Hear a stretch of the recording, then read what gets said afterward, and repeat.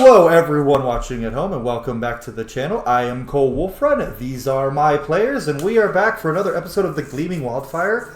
Pyrea will once again not be joining us this session. She had a family thing come up and she's going to be unable to join us for this session, possibly next session, but she will return when she is able to. For now, Thea's going to be doing sneaky rogue things. And you guys don't get to know anything about. But recap of where we left off last before we hit our intro. Last session, they fought a big alpha wyvern. But before that, the secret passage out of the castle was discovered to be open and revealed, which it's not supposed to be. So Cyrillus had a panic attack about that. They met the oldest Burgley's family member. Ramsey's about had an aneurysm meeting another Burgley's. Varvara and Grigor had a little heartwarming moment between the two of them. They defeated the Alpha Wyvern, but then a certain someone showed up to taunt Amaryllis after the death of his eggs. And he tried to paralyze Cyrillus, but Ulroth, Cyrillus' lovable bodyguard, jumped in the way, and his last words before turning stone, "All for you, my lady." And this dragon named Rykon the Cruel, Rykon the Emerald Flame, left you all alive.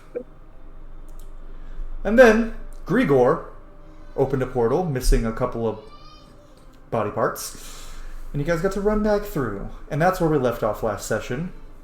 You guys went to your individual areas to take a long rest. Cyrillus, I know, probably stayed next to Ulroth the whole time. Oh, and Krios got his next target, and he got a choice between the Emperor or Varvara, and he told his patron basically to fuck off. And so with that, that's our recap. And so we'll see you guys after the intro, and we'll get right into it.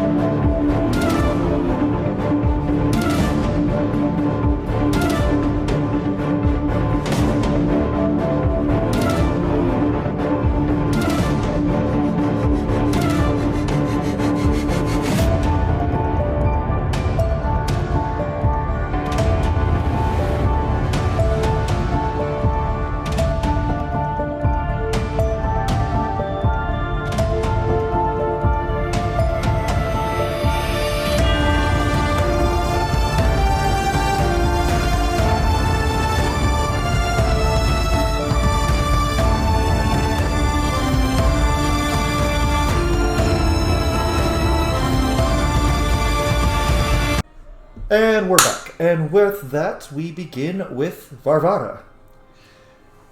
Varvara, you are in your room with Grigor as he is putting some lotion on his hand. You notice he's got a few fingers missing on his left hand, and he's putting on some ointment given to him as the fingers are starting to regrow. And he wipes the same on his horns, and he just sits there and goes, "'Twas quite the battle, my lady. Many died, but we saved even more. And conveniently, all of a sudden, all the wyverns flew away. Don't know what caused that, but we're not complaining. How did your battle go?" Well, the battle was great. I got to hit stuff, which is my favorite thing to do, of course. But the stupid wyverns, they got one of ours. I'm so upset. You know, he told me he wanted to try this battle thing, and I don't know if we ever will at this point. What was it that he wanted to try? This thing, he wanted to throw me in the air while the battle was happening. Well, I was transforming, you know, my rage when I turned into a giant and my cat turns into a panther, you know, that whole thing. Yeah, he wanted to throw me into the air, and I fly, and I transform, and I hit things. This would have been fun. Well, my lady, I will make it my personal duty to throw you around myself. You know what, Gregor? I think you need to make it your personal duty to take care of yourself better. Look at you, your horns are missing. And I see that things are regrowing, which is very curious. How does that happen? Well, it's part of being a Draken. You see, we can regrow our limbs over a certain period of time. Apparently, it's something from our draconic heritage. Apparently, certain species of dragon can do it, and thankfully, being a radiant dragon, I can follow in their suit and regrow some limbs. Not permanent, not all the time, though. You can only do it for so long before your body just gives out. Thankfully, it's my first time losing anything. But... So you're telling me that you can regrow limbs, but you can't take my vodka? Listen, Constitution is a very interesting thing, my lady. It can be used for many different principles. Being tough in combat and being tough of alcohol tolerance are two very different things. Ask your friend Krios. I don't take it him being the one who could take hits very well, but he sure can handle his liquor. Well, you know what? Don't speak ill of Krios, because Krios can take a hit for sure. I have gone through many battles with him. Very, very difficult ones at some point, but he took it well, and he's still alive. Without the regrowth of the limbs like you can. So, but Grigor. Yes, my lady? lady? You need to practice your vodka, but I just take care of yourself, because honestly, when I saw you without your horns, I was worried. I don't like speaking about my feelings, but you made me worry quite a bit. He finishes, you see his fingers have fully regrown, and his horn is back, and he just kind of looks and goes, speaking of feelings, there was something you said before we left. I didn't think of much of it at the time, but you said, in the way you phrased it, I'm going to assume you just phrased it incorrectly. What I think you meant to say was, that's one of the things I love about you, but you said that's one of the reasons I love you. For my own purposes, could I get clarification on what you meant? And then he starts drinking your vodka, like, out of the bottle. Varvara is just kind of gonna stare at him for a second and she's gonna start feeling a little awkward. Because she hasn't really realized she has feelings for Grigor yet, but something is lingering.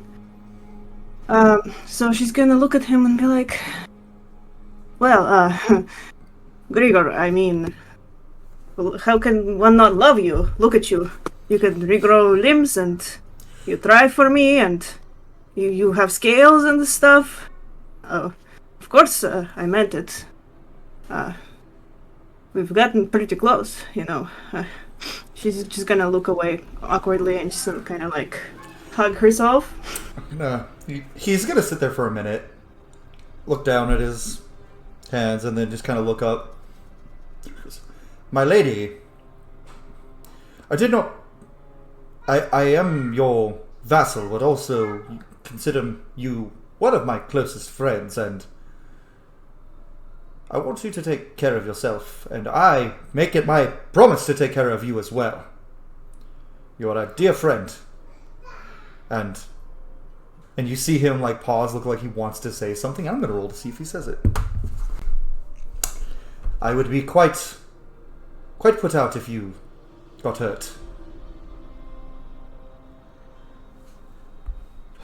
So Varvara is just gonna kind of like, at this point she was kind of like looking away from him a little bit, like trying not to look at him as he was talking. And she's gonna like gather herself, take a deep breath, and go like, well, Grigor, I am glad we are friends, like you say. And I'm glad that you care for me. So maybe in the future we can keep caring for each other, and who knows what will happen. I'm gonna roll to see if And she looks away again.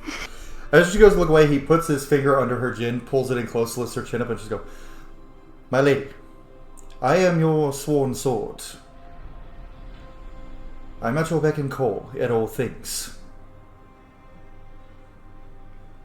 And then he's just gonna pull his finger back and then just put his shirt on. He goes, I will return after I go check on some of the other soldiers. But I'm taking you up on that drinking session when I get back. Okay, well, don't get lost, Grigor. You've had quite a drink just now. Yes. Well, let's just say I'm feeling strong and brave tonight. And then he walks out.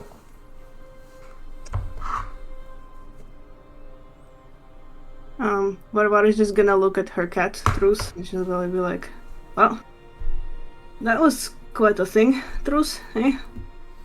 Next time, look away, please. I don't like when you stare when things like this happen. Truce just looks up. Just goes, in your mind, you hear, I mean, I see everything, so... Well, I'm it here. would be good if you didn't see everything all the time.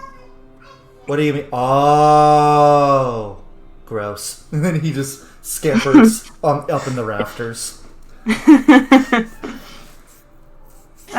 Cats. And with Barbara's just gonna sit back and linger in her thoughts about what just happened. And you're gonna see a faint smile on her face, as much as you can see it through her beard. as she thinks about shirtless Grigor. I'm just kidding.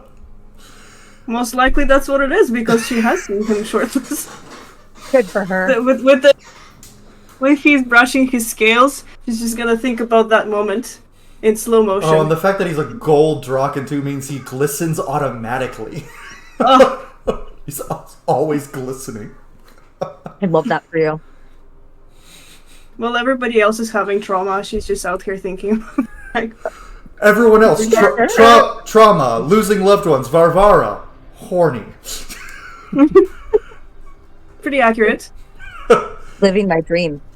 But now, well, we're not going to go immediately to the other person who had a big burly love interest who is no longer with us. We're going to instead go to Krios. You find yourself at the door to your room, and you find yourself presented with a couple ideas in your mind, a couple of emotions. What does Krios do?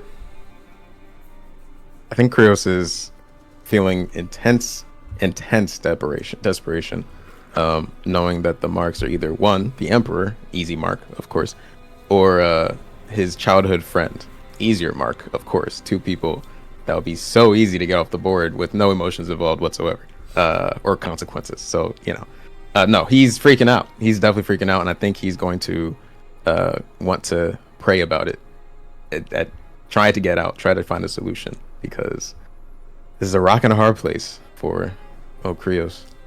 So, with that act of desperation, is Krios going to pray in his room, or is he going to go find the temple? I think Krios will go to find the temple. Okay. So, as you walk out, and this is the first time I'm describing outside, as you walk out of the main palace, you find that the capital city is actually a massive sky city atop of a mountain. And there's a magical barrier protecting it from the, high atmosphere. But you can see the clouds as you look out. And you walk to the temple. The temple, there's an individual temple for each god in this big plaza in the middle of, well, not exactly the middle, but like the northern regions of the capital city. There's a huge section of temples. Which temple does Krios go to? Krios will look for a temple to Godfrey. That will be what he seeks. Given, I don't know if everyone's aware, but every fight before and after, Krios will make a prayer to Godfrey in hopes of having favorable outcomes for his cause. He's somewhere out there on another continent, there's a massive ginger just cursing every time. So, as you walk into the Temple of Godfrey, it is decorated in his normal colors, the red, blue, and gold. There are statues all over of lions, and also at the temple, a statue of him holding his great axe slammed into the ground with the twin lions that are his symbol behind his back. And the statue seems to be calling to you. Rios is going to survey the temple and definitely like take it in. But he's going to walk closer towards that statue, kind of like resonating with that call. As you look at the statue, the carved eyes, and this is not a stone statue, this is an obsidian statue, carved out of pure stone. The carved eyes that have been painted to match Godfrey's golden shining actually start to shine. I think at this point, Chris will see these shining eyes, and he'll like kneel down to both knees and bow his head. He'll close his eyes, and he'll just start with a prayer of like, Godfrey, I come seeking guidance. Please hear my prayers. As you sit there with your eyes closed, kneeling, you feel an intense heat all around you. What is going on? As you open your eyes, you find yourself not in the temple, but on a massive, bloody battlefield with golden flames raging everywhere. The ground itself appears to be fire, and the bodies you see littered around you are not mortal bodies. Angels, devils, demons, giants. And you realize as you look out, you are in Godfrey's domain. The sun. I haven't made another mistake, have I? And This is a bit much. And you see in front of you a massive throne made of what looks to be conglomeration of the steel of weapons and the bones of the fallen. And sitting in the chair is a gigantic man with a large flaming beard and flaming hair. His axe dripping with blood constantly. And he just pulls a finger forward and you go hurtling towards him. Still kneeling, and you are kneeling in front of him. And the closer you get to realize from a distance he looked to be large, but you get up to him and you come up to about the top of his ankle. And he just sits. Thou have made great errors, Krios. That is true. But were you in my position, what would you have done? Binding thy soul to an archdevil.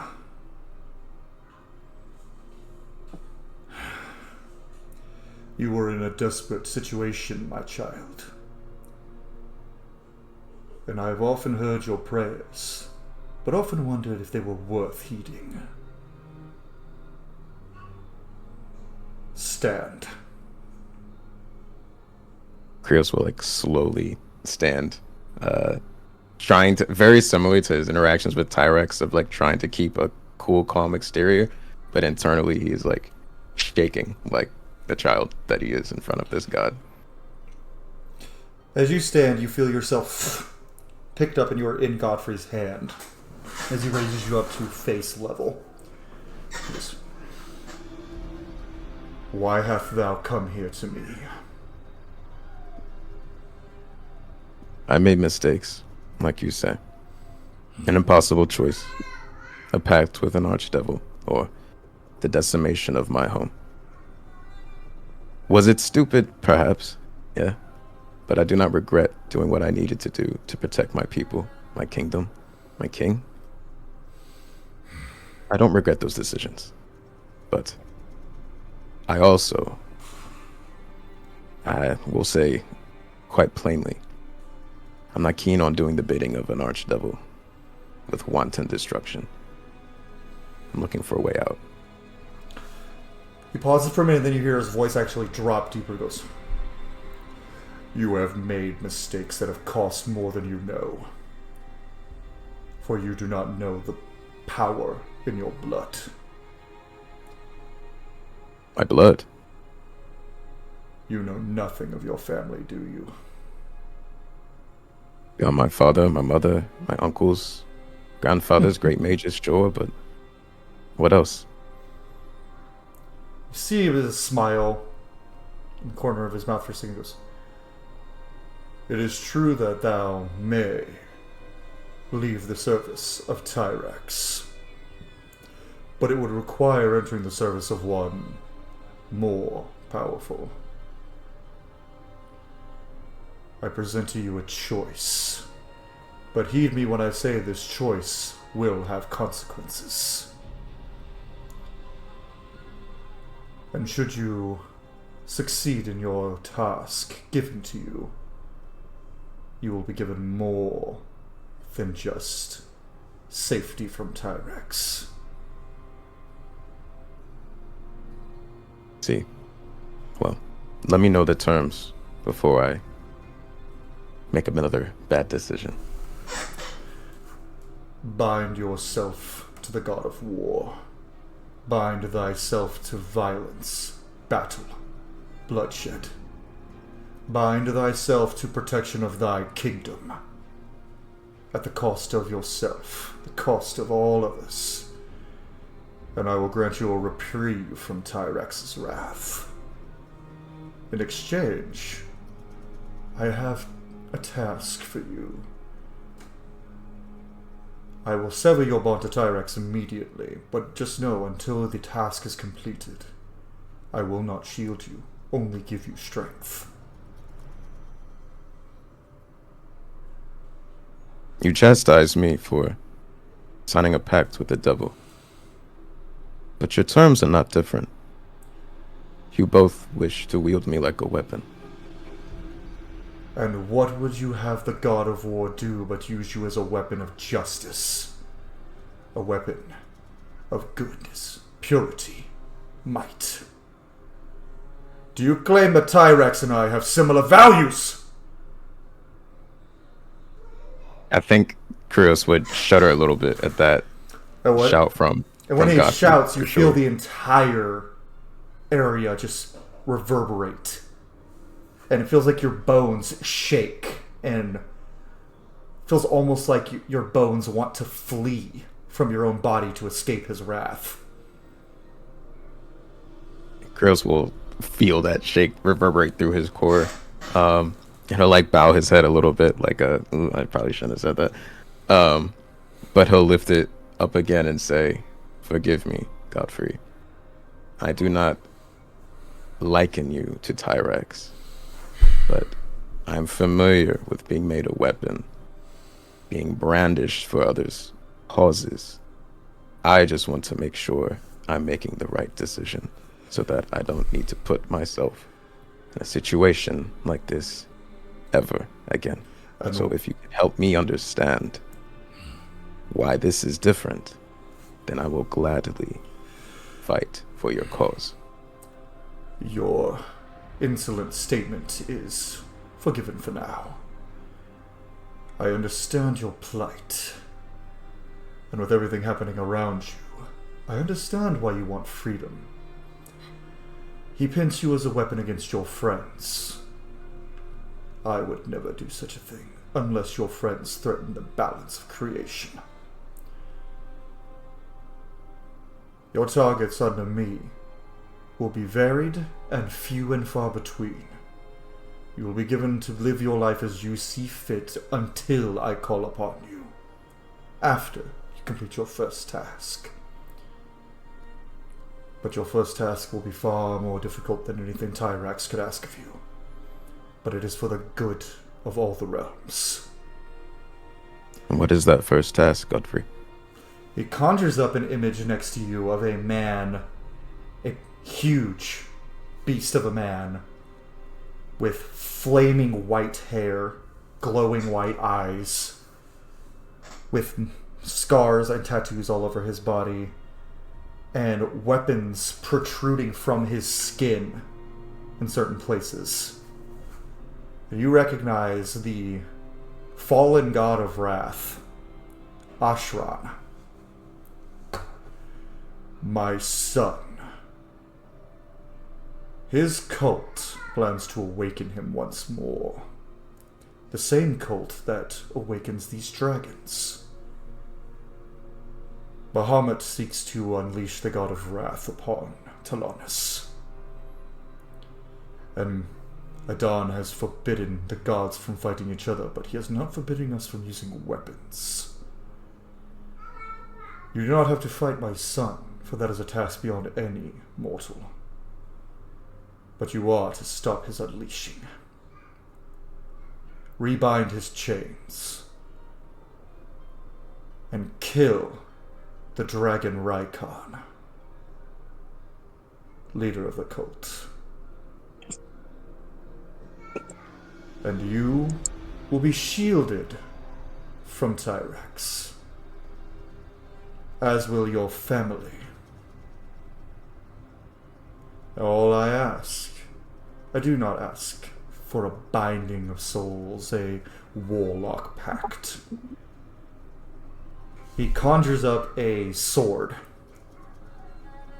Take this blade, slit your hand, and kneel, and swear fealty to the god of war. For I need a new champion. Kratos will take this all in, and connecting the dots too of how this plays into our current escapades. But he will nod his head agreeingly, and he will look up to the giant that is Godfrey, and he'll say, "You have my word," and he will take the blade, and he will perform the rites. As you slice your hand with the blade and you kneel and you perform the rites, you see the blood on your hand turns from red to gold. You are the and you lose your warlock levels. And you gain all of those levels back as a paladin. Interesting. Okay. You may also, if you would like to reallocate some of your stats into strength, you may. I will give you I'll be a dex-based paladin. Okay. See how that goes. Yeah, we'll play that. And the blade in your hand, with saying that, since you said that, I'll go ahead and throw you a bone. You slice that, and the sword in your hand transforms from a longsword into a scimitar. Ooh, a golden scimitar with silver writing and red runes.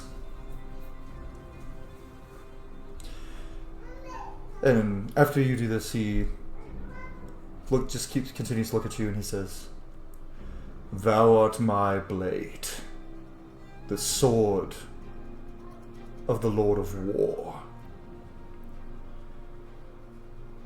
Hopefully you do not suffer the same fate as the previous one. Honor your pact, slay your targets, and you will have everything you want in life. But until you rebind those chains, Tyrex will hunt you, and those close to you." I understand. And I appreciate the gifts. And in his head you see an apparition of Godfrey appear before you, normal size, humanoid sized, and he reaches into your chest and pulls out a bloody red chain, and he takes his other hand and he just crushes it in his hands, and you feel your soul return fully to your body. Your bond to Tyrex is gone. But his wrath will follow. I understand. His agents are near as well. And they will likely be told of your transgression. But know that I show favor to my champions who perform admirably. Welcome to the fold. Fortunately for me, I already don't like his agents, so you've found the right champion, I think. Now, for your oath, you have a couple options. Oath of Vengeance, Oath of Devotion, or Oath of Conquest. Oath of Conquest is pretty sweet. is I'm gonna go Oath of Devotion. Okay. Go with a devotion. Seems fitting for... And with your Oath of Devotion, you now have a strict stringent of rules to follow. You can harm no innocents. You must protect the weak. Be loyal and devoted to your... And I'm imagining Krios, when he swears his Oath of Devotion, what specifically is he devoting himself to? Other than Godfrey. Fortunately, I have these things written in Krios' traits and whatnot, but a lot of the things that will align with his values, so like you said, protecting innocence, being kind to innocents, helping those in need,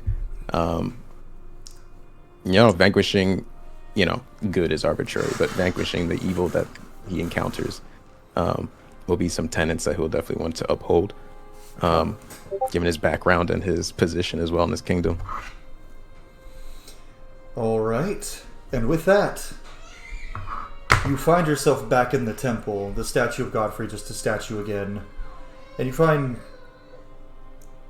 that not only is there a scimitar in your hand, but there is armor upon you. Ooh, oh my god, so many gifts. And you can choose any type of medium armor that you choose at the level of +1. Okay. No heavy armor for you. That's all good for me.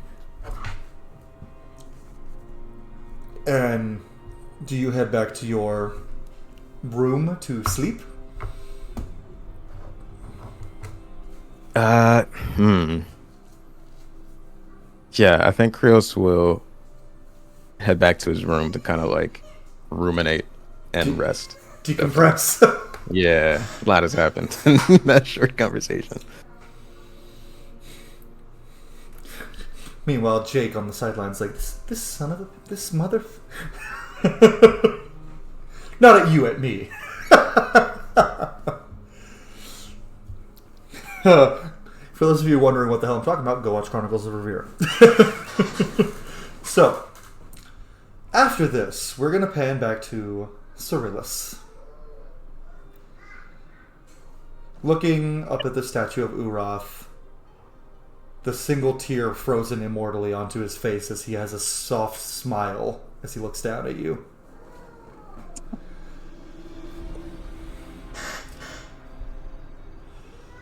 And there is before we start, there is a cleric with you, and they say, he is not dead, but permanently stone, unless we find a way to fix it.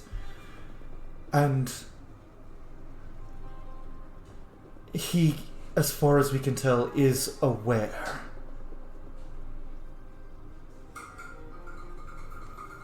There's nothing we can do, I'm sorry.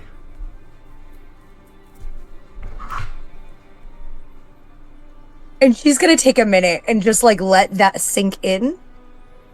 Because if Ulroth is aware and in there, that means her nephew has been aware for 100 years. 100 years. Like, that's her boy. Her boy. Mm-hmm. You're welcome. Yeah. Because Cyrillus raised her nephew. Like, moved back in, halted her studies, like, didn't go on adventures, put her life on hold, moved back in with her brother, and helped raise his son. Because we have big family feelings around here.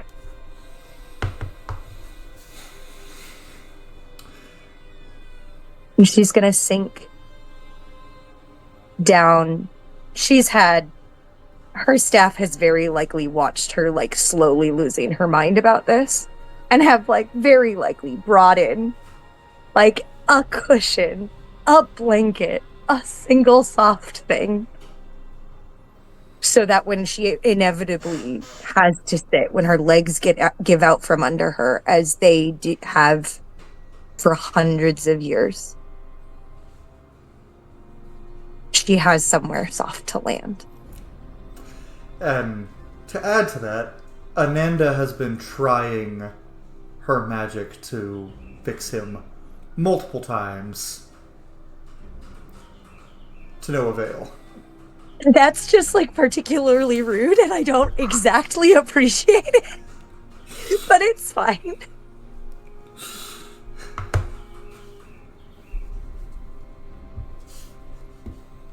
And she won't be able to look up at him. Like, knowing he's in there, like, she can't do it. Because there's nothing that she can do. And she can't bring herself to face him, even as he is in stone.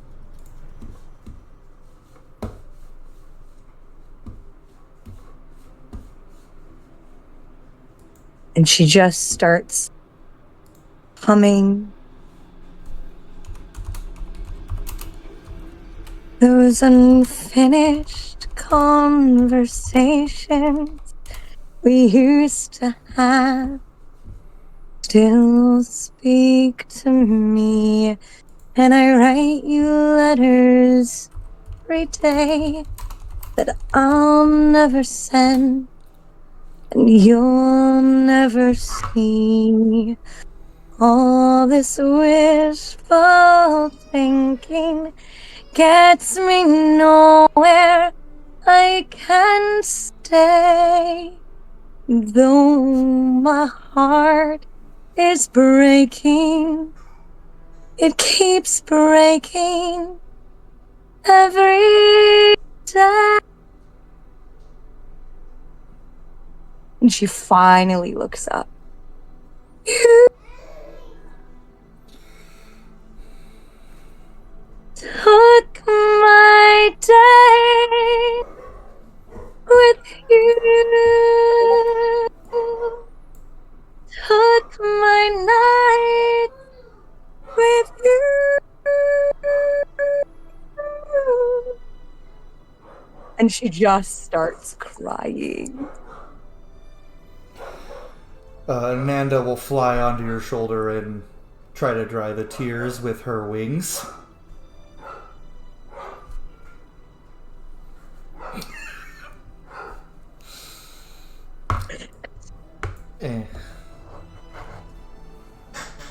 He'll like reach up and pat her. It's all right.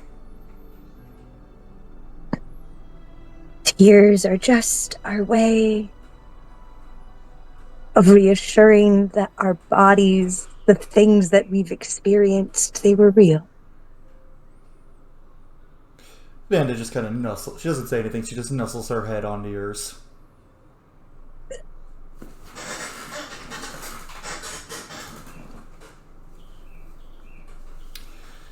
And now we'll do Ramses in the morning as he gets his new wyvern friend situated. Amaryllis. What did Amaryllis do after coming back through the portal after seeing Raikon again? Criminals. He'd probably go report to the Emperor if the Emperor's around. So you walk through these the big double doors of the Emperor's office, and Sir Gideon is sitting there with Virillis, and they just turn and look at you, and they like, and Amaryllis, everything goes well? I came to apologize that I was not able to help. Ulroth? Is it Ulroth? It was Ulroth first, right? Yeah. Okay. Yeah. Like Gregor Ulroth. I get him confused. Yeah. I was not able to help Ulroth. I don't know what happened. What do you mean you don't know?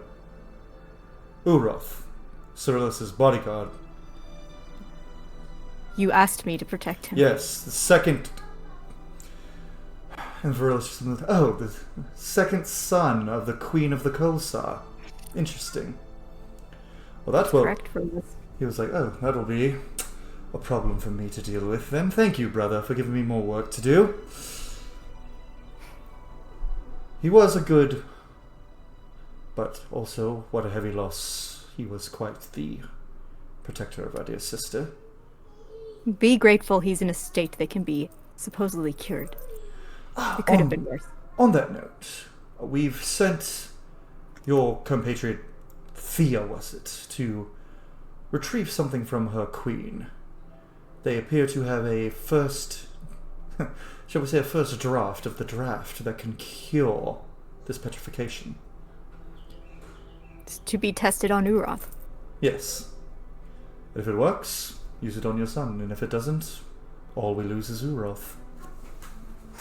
If you don't mind, I would like to relay that to my sister as soon as possible.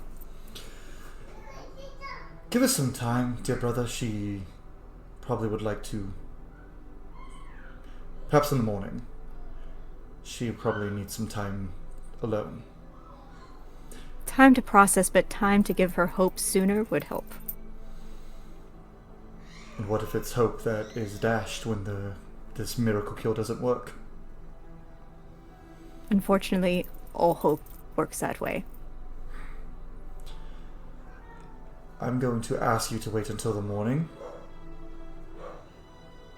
Quite frankly, I don't have to do what you ask because I'm a king. And the Emperor turns it, and I am an Emperor, and you are in my domain. Wait. We still do not even know if Thea will make it back. Respectfully, no. This is my sister. I will decide.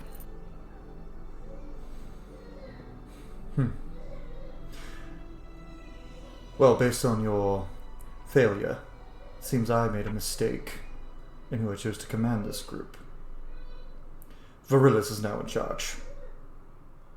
With Lord Berkeley's.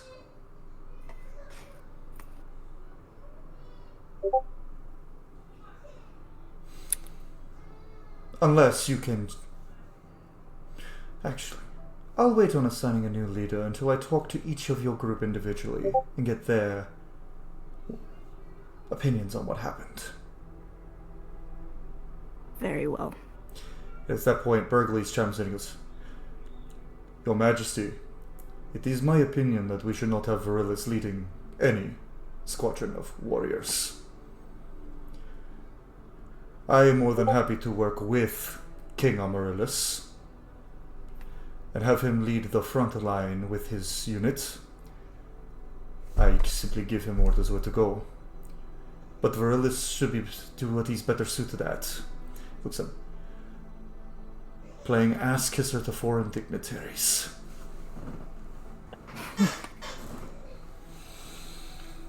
See, Virilis looks agitated at that.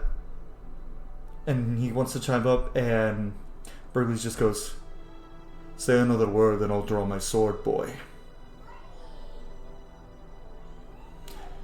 At that point, the Emperor just stands up, and he says, You're all dismissed until the morning. Berkeley's, Amaryllis, meet me back here in the morning, and I will have a decision. After I speak with Princess Varvara, Lord Krios, and Ramses.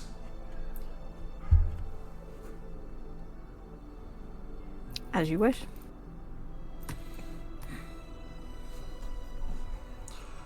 And he's gonna walk on out there and go straight to his sister. Care less about leading this damn army. I'm just worried about her. Do it anyway. All right.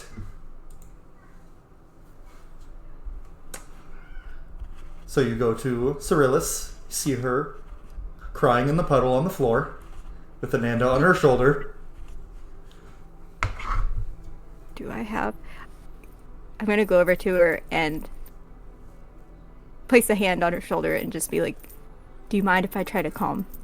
Like, asking permission, but we're class to Oh yeah, no, and she's blubbering, just going,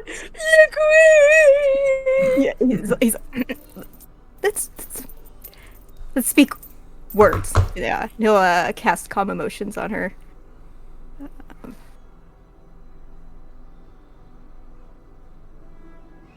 And this is something that he has been doing for her. They have been doing for each other for many years. So, like, it's really familiar, the feeling of her brother's magic calming her down. Ugh. Just catch your breath.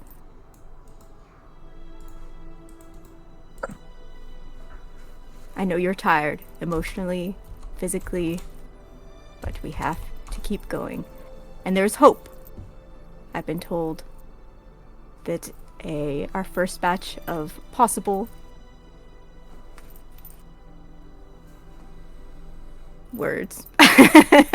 possible cure for the petrification will be delivered soon, and for dear Ulroth there. So, And she's just gonna, please, I'm not gonna give it too much credence just yet, because it's a first draft, I'm sure. She'll like pause and look up at the giant Ulroth statue, and then go back. If it doesn't work, can it hurt them? I cannot say, but it's better than not trying at all. She thinks about it and settles. Okay. For now, you just keep And if singing it works, when you have time, just to comfort him, and don't forget his voice. I won't. She's clearly relieved. She's not quite hopeful yet. I don't think she's ready to be hopeful. Because she couldn't bear the possibility of it not working. To pour all of her hopes into something. But she does understand what that like quiet seed of hope feels like in her heart. Right? That very calm lavender lilac sky. That is the very early buddings of hope. He's gonna look around and see like all the pillows and stuff and be like, do you need anything else? Assuming that she is sleeping here. Like, she's gonna look at him and she's gonna be like, can you get my griffin stuffy from the house? I shall have it delivered at once. Thanks. And maybe a cheese sandwich, but other than that, I'm okay. One grilled cheese and one stuffy. Only for you. Thanks. Alrighty. So you all take a long rest. Grilled cheese, I can't. And before we go to Ramses, I have a little moment. Cyrillus, as you are sitting in front of Ulroth's statue, as you do eventually drift off, you wake to hear your brother's voice, not Amaryllis, not Amaryllis, but Virillis. The names are confusing. In front of you, he goes, well, you did a good job, Ulroth. We'll fix you up. Thank you. She might not appreciate it, but I'm glad I picked you to protect her. We'll get you fixed, friend. And then you hear his footsteps leave. And then we're gonna pan to Ramses. How dare you redeem him in one moment? He's not pure evil. Ramses, People aren't. as you wake up, you find one of your princes. His pack is gone. His weapon is gone. All of his stuff is gone. The middle prince, Radamix. I think a quick point. The night before, when Ramses returned with this juvenile wyvern, basically would have stayed the night in whatever structure he could have negotiated keeping the wyvern in. The first night's the most important night. And just made sure that she was comfortable. She's probably very frightened. And then in the morning, I think would have found this out kind of Yeah. waking up, still in full gear, waking up and then going back to his room to like get his tools and his stuff. He's like crossing the grounds with like. It's probably like the closest to happy that he's looked since this game has begun. He's got this like optimistic determination in his eyes, and then opens the door, starts gathering his stuff, and then pauses and looks at the absence of things. Is the other prince still you here? hear his voice outside, just, I swear to you, I do not know where he went. I open the door, I go, my prince, your brother is gone. And you see Marcus Burgleys has him, like, by the scruff of the shirt, and he's just... I mean, if he's got the prince, the crown prince, yeah. I will immediately like step forward and be like, "Remove your hand, please." Hang on, that's not his accent. Hold on, take a swig for the accent. Yeah, remove your hand, please. Can you roll me intimidation? Gladly.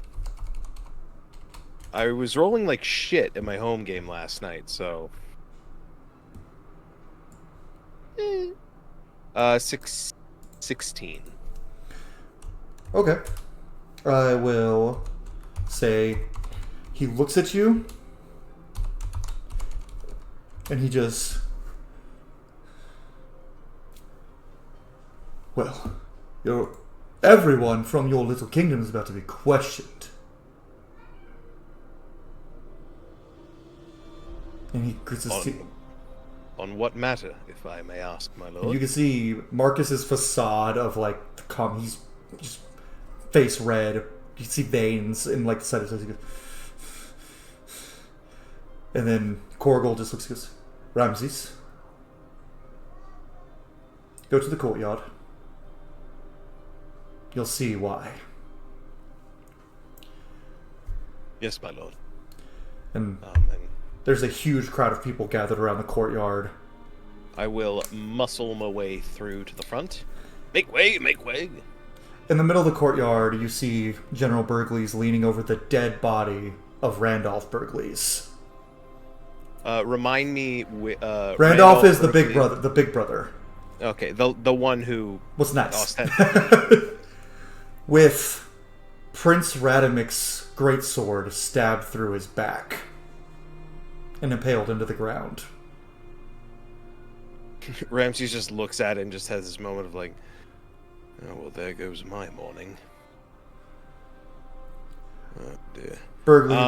Burgleys looks up, sees you. Come here. You know, at full kind of back straight approach and give a bow. Yes, my lord. I'm going to ask you this one time. Did you know anything about this little plot? I did not, my lord. There are... Hang on. before I phrase this poorly. No, my lord. I am well aware of the tensions between us and my lords and you, but a knife in the dark is not the way we would settle disputes. On my honor, I swear it. And you see the general, his lip tremble a little. And you actually look down examining the body. His face has been torn off as well. Could I, knowing the prince, could I take a look and I'm already assuming this was not the prince who did this, mostly because the face is torn off. But are there any like telltale signs I could point out, like, oh, well, this was done this way, and the prince doesn't do that, or something like that? Roll me an investigation check. Natural 20. You find that there is shoved... That is a 19, though, if it matters. I'm gonna give it. You do find shoved into his mouth is a sigil of a dark being. The sigil of Tyrax. I will look up at the general as I'm kind of crouched there, and I'll say, "My lord, there appears to be some sort of sigil stone in his mouth. An entity I've heard tale of known as Tyrax." See him freeze for a second, and he just... You're dismissed, Ramses. Yes, my lord. We'll hustle back to my prince. And as you walk away, he goes, "Bring Prince Kolgel to the Emperor's office. Now." As you wish, my lord. And as the rest of you wake up, everyone is freaking out in the temple. And Grigor actually wakes you up, Varvara. It's like, "My lady, it seems we'll have to postpone our morning drink. Someone's just murdered the eldest son of the most powerful man in the Empire, other than the Emperor himself. And it appears it was someone from the kingdom. So, I don't know what's going to happen, but I have been assigned to join your team for your next assignment." As Varvara wakes up, she's kind of still dazed. She's not very a morning person. So again, you see her beard all over the place. Nothing's groomed, and she's like, "What? What's happening?" "We need to go meet with the Emperor, my lady. Please, get ready." Okay. She grabs her full bag of her beard care supplies, goes to the washroom quickly, starts doing all her things. And he starts doing his scale stuff as well. Yeah. Krios, you wake up, and on the floor of your room, in blood, is written, "You will not escape." Krios will get up, look at the message, just nod his head silently, not a word said. He'll just put his gear on, and he'll go out the door to Amaryllis to go check on the king. So obviously Amaryllis and Cyrillus, you two see all this commotion. Never dull moment here. And Cyrillus woke up in her little puddle of soft stuff next to her stone boyfriend. And like overheard clerics and healers, and she's like, "Well, this is gonna suck. This sucks so much." Because their family has been close to the Bergleaf for years. All of these families have been super tight. And so that kind of grief will radiate through every single person that they know in their like immediate acquaintance. Oh God. Okay. Let's go. Just gonna stop off for coffee somewhere, anywhere. We're gonna do here's first. So Ramses, you go collect your prince, go meet Varvara, you're getting ready, Amaryllis and Cyrillus. Krios, before you can get to Amaryllis, you run into Marcus Berkeley's in the hall. He goes and he looks at you and goes, My father would like a word." Where is he? "I'll take you to." And he does it. You can feel he's like quivering. His like, you don't know what's happened yet, but he's like quivering his mouth. Krios will call to him again, trying to take advantage of like his shakiness right now. Like, "Marcus, what has happened?" "My brother has been slain by apparently Prince Ratimix."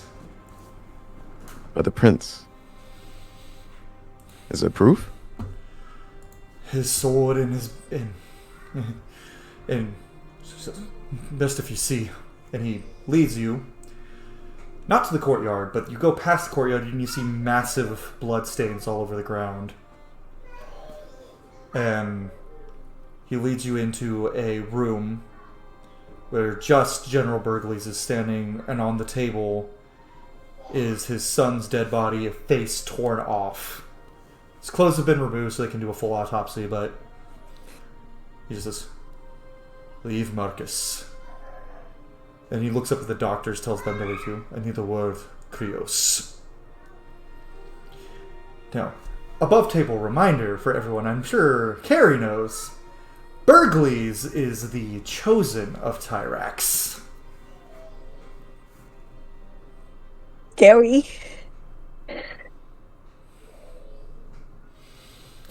And Bum, bum, bum. Bum, bum. oh, where was it? No.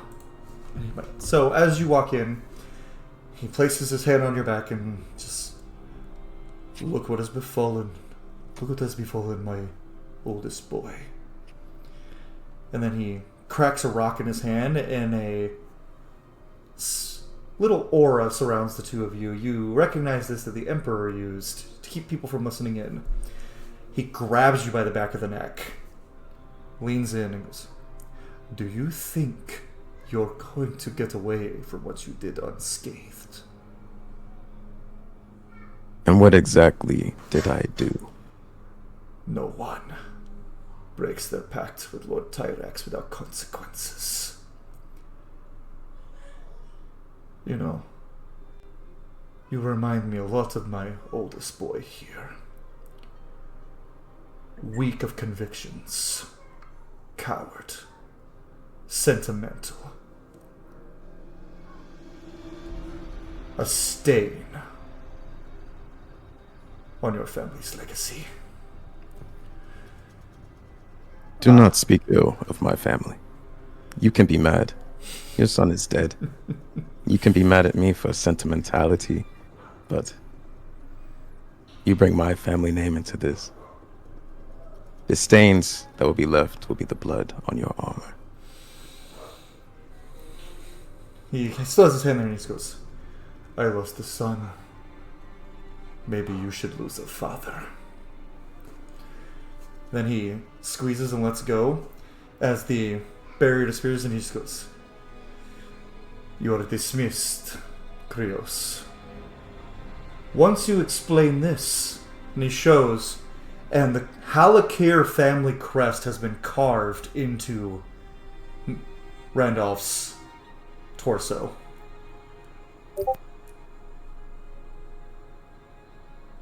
You dare bring my family crest into this. And Chris is, it's like kind of like how I am now. It's like saying these words and like smiling at him. Like, are you sure?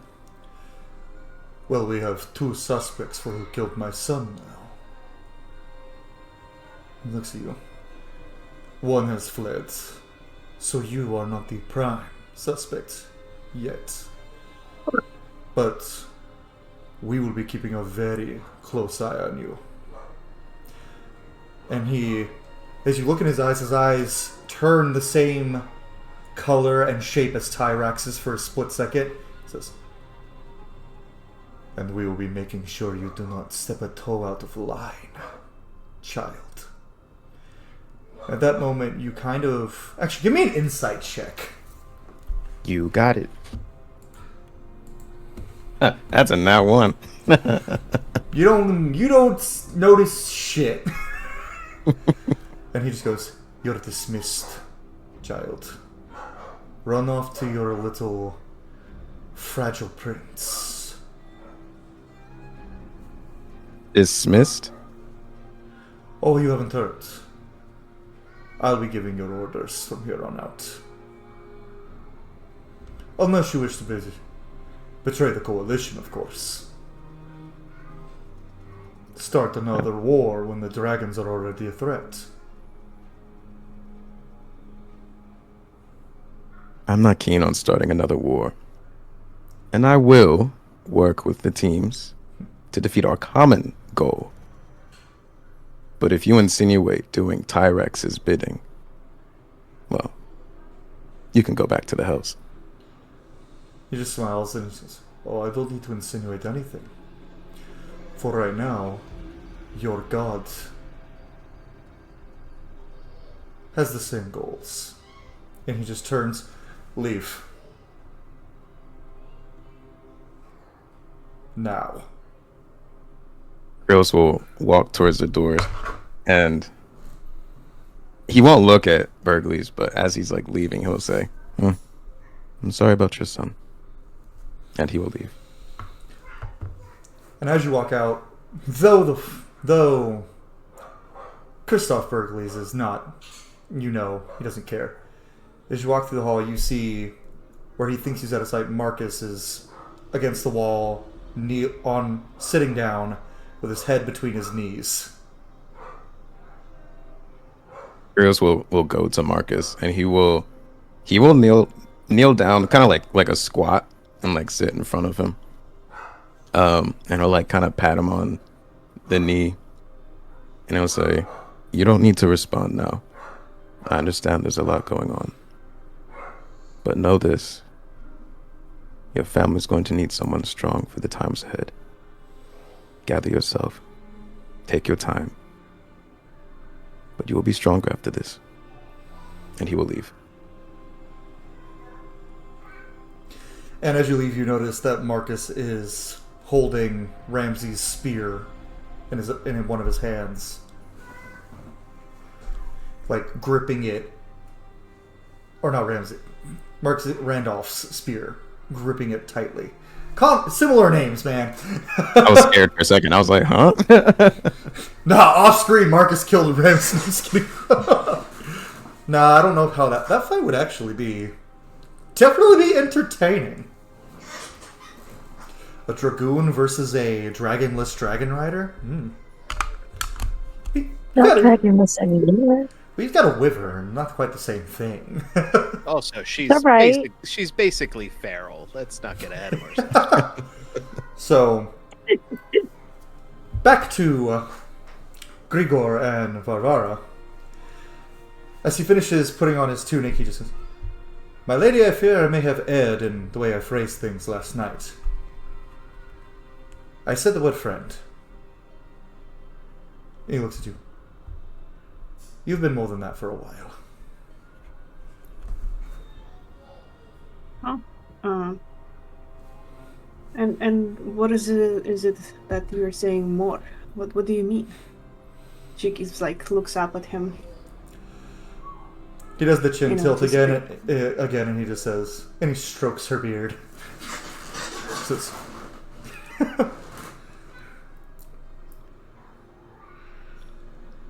"I have grown very fond of you, and if you do not feel the same, we can remain friends, and I will cherish your friendship always. But if there's even a chance, I know it would greatly upset your father that I am not dwarven, but that doesn't seem to bother you."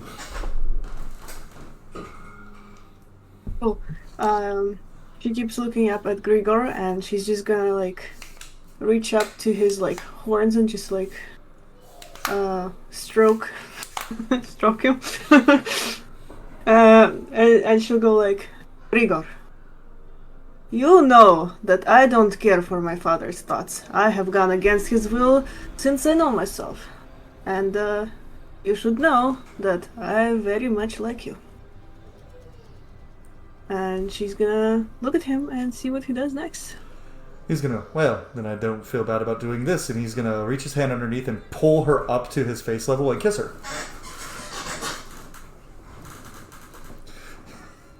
And Barbara will respond.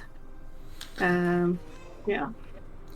He's gonna, after the kiss ends, he's gonna put it back down and goes, "As much as I would like to continue forward, we have places to be, my lady." Well, I wish we could stay and, continue this whole situation, but I guess duty awaits, but we will continue this later. Oh, don't worry, my lady. After we finish our duties, I will finish my duties later this evening. Oh Yeah. no, my mustache is falling off with all this stuff. Listen, I know you like the spicy fantasy stories, so I decided to throw you one. I do read a lot of spicy romance, so this is some good stuff right there. And I gave you a shiny dragon man. 10 out of 10, the mustache falling off those. I know. It's like, I'm having a That's totally what normal actually reaction to it. happens. That's just what happens when you have a mustache. Yeah, like look at mine. It fell off like 2 days ago. Honestly. Then the rest of the beard came too. I don't know what happened. You gotta be Yeah. careful. You gotta be careful. Oh, One no. minute you're flirting with your girl, the next minute the mustache is gone. Yeah. God, what can you flirt do? flirt harder, Jake. No, I'm just kidding. No, Jake's mustache is just that magnificent that it doesn't fall off that easily. I glue. That's why I don't every have hair facial on hair. every morning. That's why you don't have facial hair because you're just that good at flirting with Minthara specifically. Specifically only 24/7. All right, so now the mustache hanging is just sending me right now. So back to everyone meeting up with Krios. We'll actually do this first. Krios, you meet up with Ramses and Amaryllis as Prince Korgal wanted to meet up with Amaryllis first. And we'll just say that Korgal relayed everything that he was told happened to Amaryllis. And this is when Krios can walk up. So, Grace, how was your night? I slept fine. Glad you slept well. I know we have a busy day ahead of us, but I'm hoping we can get some time to talk in private later today.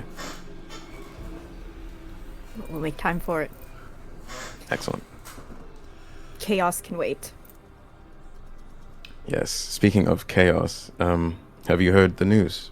I have heard the news. From one gossiper to the next. And Korgal goes, right, and it seems that General Bergleys has accused two possible suspects. My brother, which is the more clear one, Makes and sense. Krios. I don't think. I mean, obviously, I am somewhat biased, but I do not think it was your brother, my prince. He's Well, it He's- certainly wasn't Krios. He's grown violent of late and reckless. And you change. He's grown violent. What accent did I have? He has grown violent of late, and he doesn't really listen to me. And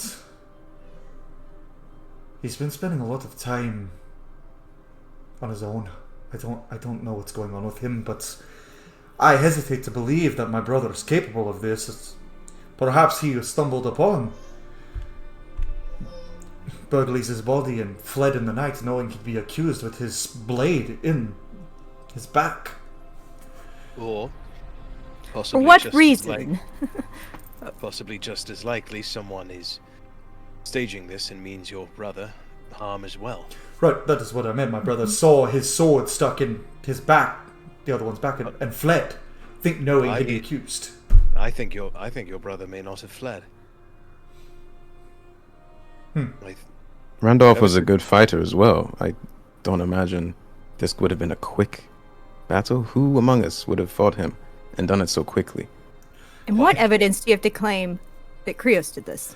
According to Bergleys, Krios' family crest was carved into his son's dead flesh. My nickname is the Dragon of the Forest, not the carver of family emblems. I'm not one to carve my sigil. Also, that would be incredibly stupid. Indeed. That was my thinking as well, but Bergleys has powerful friends, even outside the Emperor. If he tells them who he thinks killed his son, they may try to retaliate. So you all may need to be careful. And Ramses, I will be returning home after we meet with the Emperor. I trust you to be our ambassador in these endeavors. And when Thea returns, she will join you. Absolutely, my lord. I will a word, if I may, and I'll kind of like lean towards the prince so that hopefully only he hears me, and just say quietly, "Does Thea have business here that I should be aware of? Or does she follow the goals elsewhere of our kingdom? He starts from this. Thea's been my closest friend since we were children, but I do not know if my mother has given her some other assignment. But I know Thea's work. She would not have made it so obvious if she was the one who killed him. This was... I wasn't implying... Oh, I wasn't implying that. I just... Amateurish.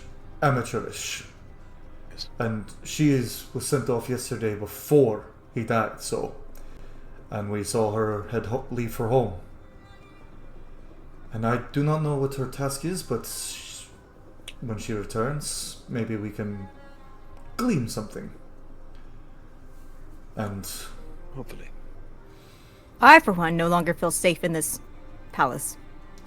Would like to relocate my party. Truly has been one intrusion after another here. Do any of you know who is in charge of the Emperor's security here?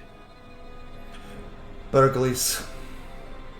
That explains the lapse in everything. Security. Indeed. How should we proceed with this information?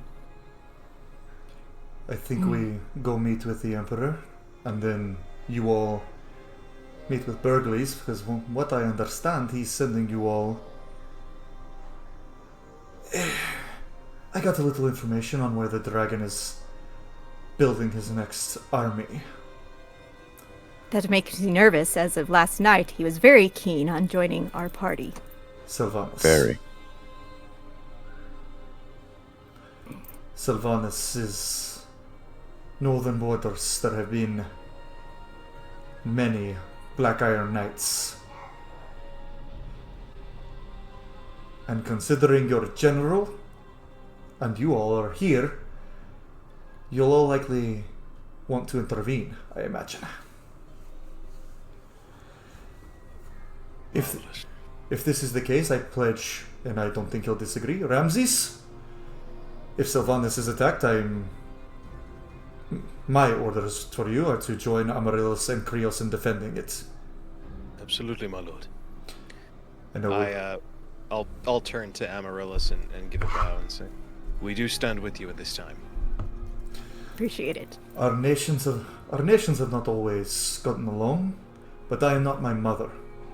I do not want senseless war with you. Hopefully our two nations can be friends when this is all over.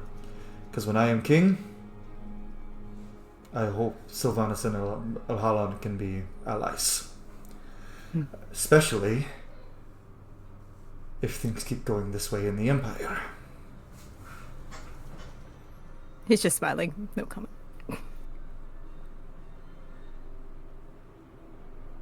No promises. At this point, Cyrillus would be joining up, as well as Grigor and Varvara. Ah, hello, friends. I am to join you on your next expedition. Awesome. Forgive me, I have forgotten your name. Ah, my apologies.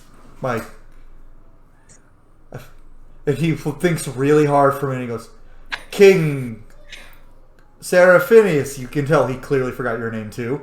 I am Vavara's sworn sword, Grigor.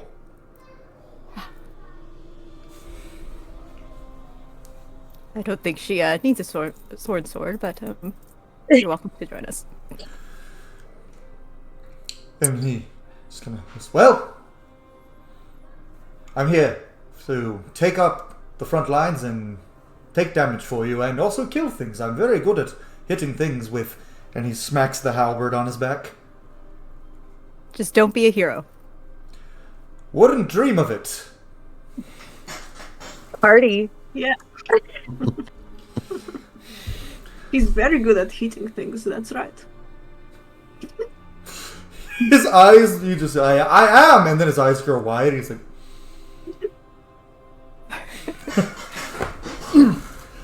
Thrillis is going to like look betwixt Grigor and Volvara, and then just like very slowly sidle up and be like, "How is it?"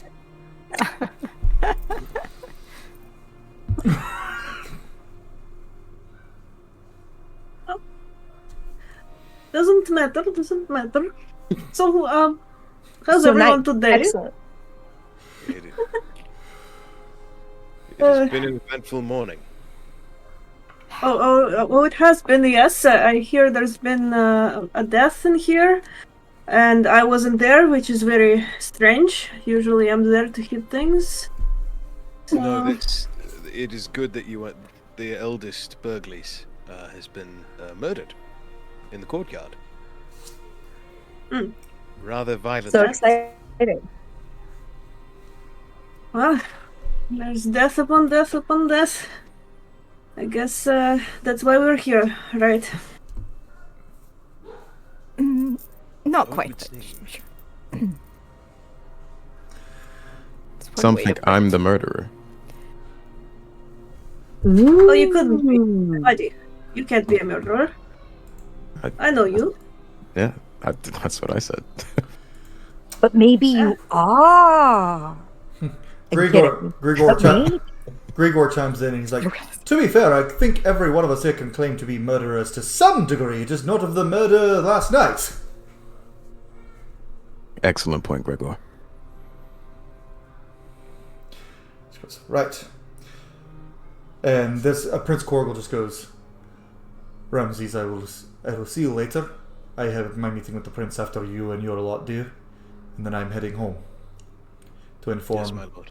inform mother. I may send you with a letter for my knights as well, just to keep them abreast of the situation. Of course, my friend. And if my brother does appear, tread carefully.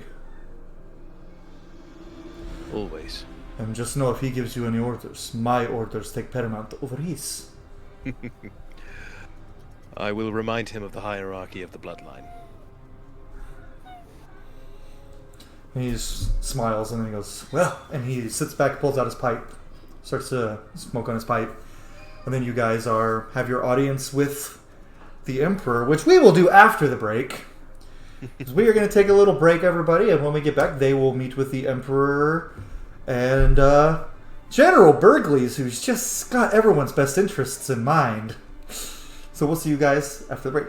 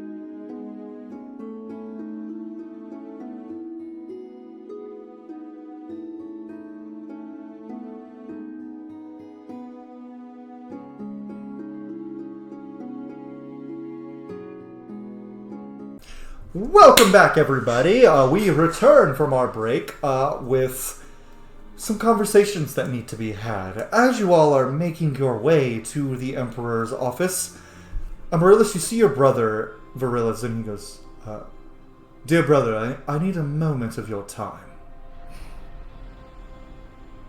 Just nods his head. And he kind of pulls you off to the side, looks around. Amaryllis, I was hoping you'd see through my charade sooner, but I need your help. Go on. Everything I've said, everything I've done, all of the harsh, horrible things I've said, it's not me. No, I know it's not. And he looks and he cracks one of the stones. He's like, this is my last one. We need to make this count. Little bubble around you guys, where no one can hear.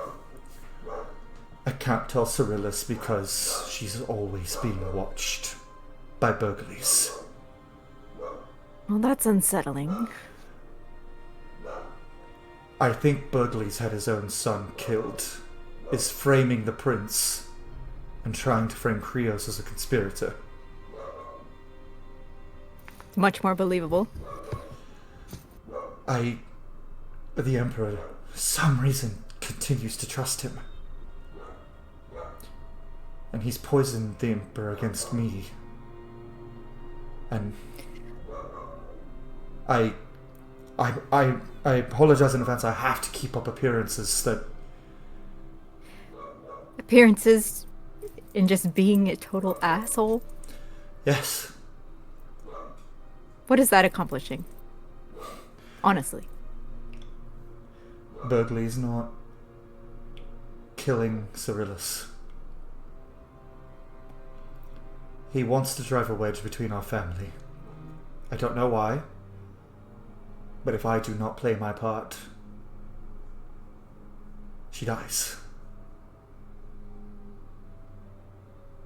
And he's willing to kill his own sons to make it happen. Even his young daughter, he said, don't think I won't kill her. Can I do it Yeah. inside check? You Please, may! You may! Because I see Cindy just like, should I believe him or not? No. Okay. Oh, that's an 11. Your brother seems to be completely honest with you. I'll admit I was hurt when you left, but I don't blame you for mother and father. I don't think you usurped your son's throne. You wouldn't do that, but No. Burgly's is the one who started that rumor.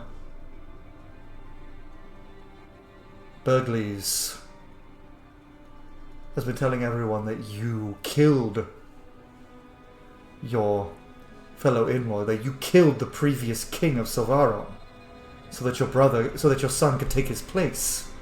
Well, Virillis, we're about to go meet the Emperor again. We And can't. Burglars will be there. We cannot. He has some kind of hold over the Emperor. I don't know what it is, but we need to find out what.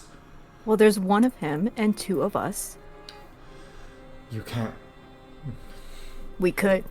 No, it's not persuasion. It's not influence. It's something, some kind of curse, magic. Even when the Emperor believes what we say and he says it, the second he talks to Burglays, he snaps right back to his side. All I'm saying is that we pressure him a little bit to make him slip up. I've tried. You've seen me try. Yeah, but you haven't seen me try. He is a monster. And I am practiced in the aberrant ways.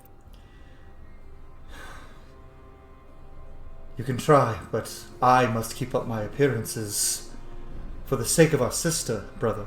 He has no sway over you. You can do as you please, but Then I will just continue to ignore you. Understood, but I think he had something to do with your son. I don't know what it is, but there's something. Then would you advise I let him get close or keep him away? The closer he gets, the more you'll know about what he plans. There's a reason he wanted me out of this little coalition's strategy meetings. I know what he is. If he attempts to harm Cyrillus in any way, I won't hesitate to handle things my way. Just be careful, brother. I've seen that man take down a dragon alone.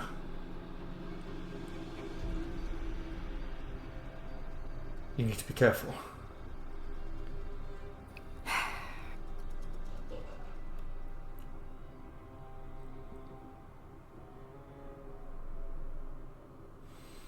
It's nothing. The bubble starts fading. Goes, for what it's worth, I'm sorry, and I love you. And then the bubble dissipates, and he walks back. He goes, and see to it that you and your little squad do not fail so utterly again, Amaryllis. He won't say anything, but he'll just give his arm a good old pat, like. Now, if you'll excuse me, I have to go. I have to go meet with the Colsar delegation about their dead son. And he walks past you, and then he walks back up to Cyrillus, and one thing he does is he goes, "I'm very sorry about Ulroth."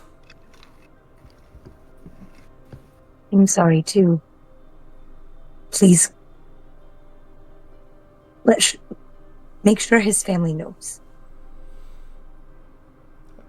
I have received a report, and I will tell them everything I know. And he just goes, "Good luck in there."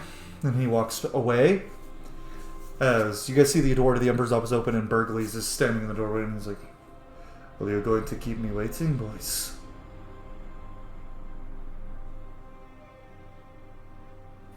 I was gonna say, a king is never late. Right, exactly what I mean to. Can't.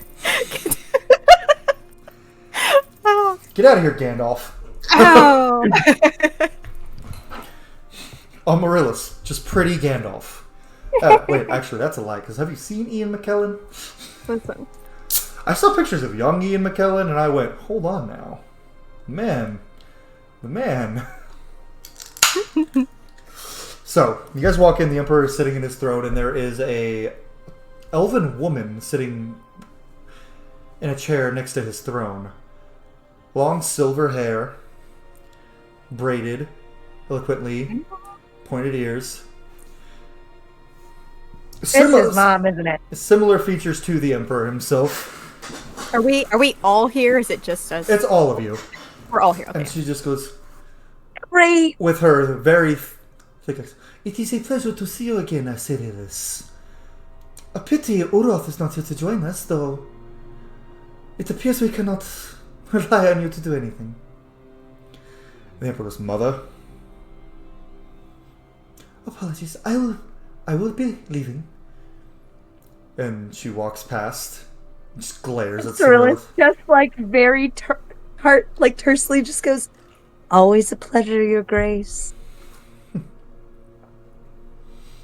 She just walks past, and the Emperor goes, "Oh, I apologize. Please have a seat, all of you.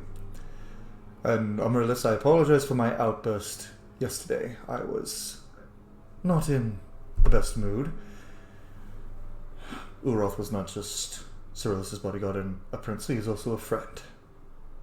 It's understandable. And I trusted him with the most important task to me, and he succeeded. But it cost us a valuable warrior." Hopefully temporary. Yes. When Thea returns, we'll see.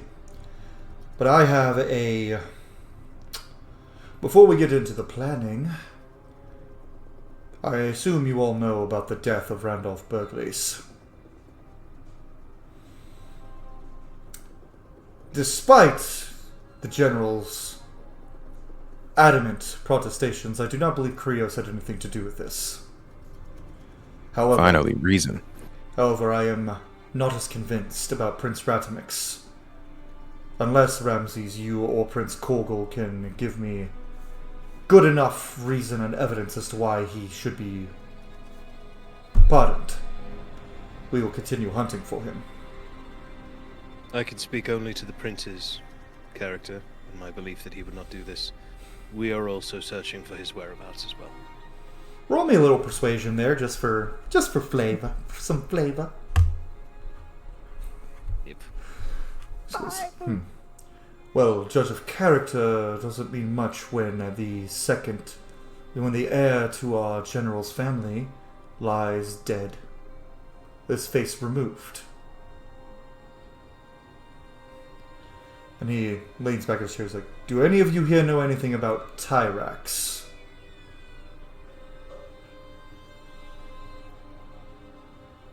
Nothing beyond general knowledge.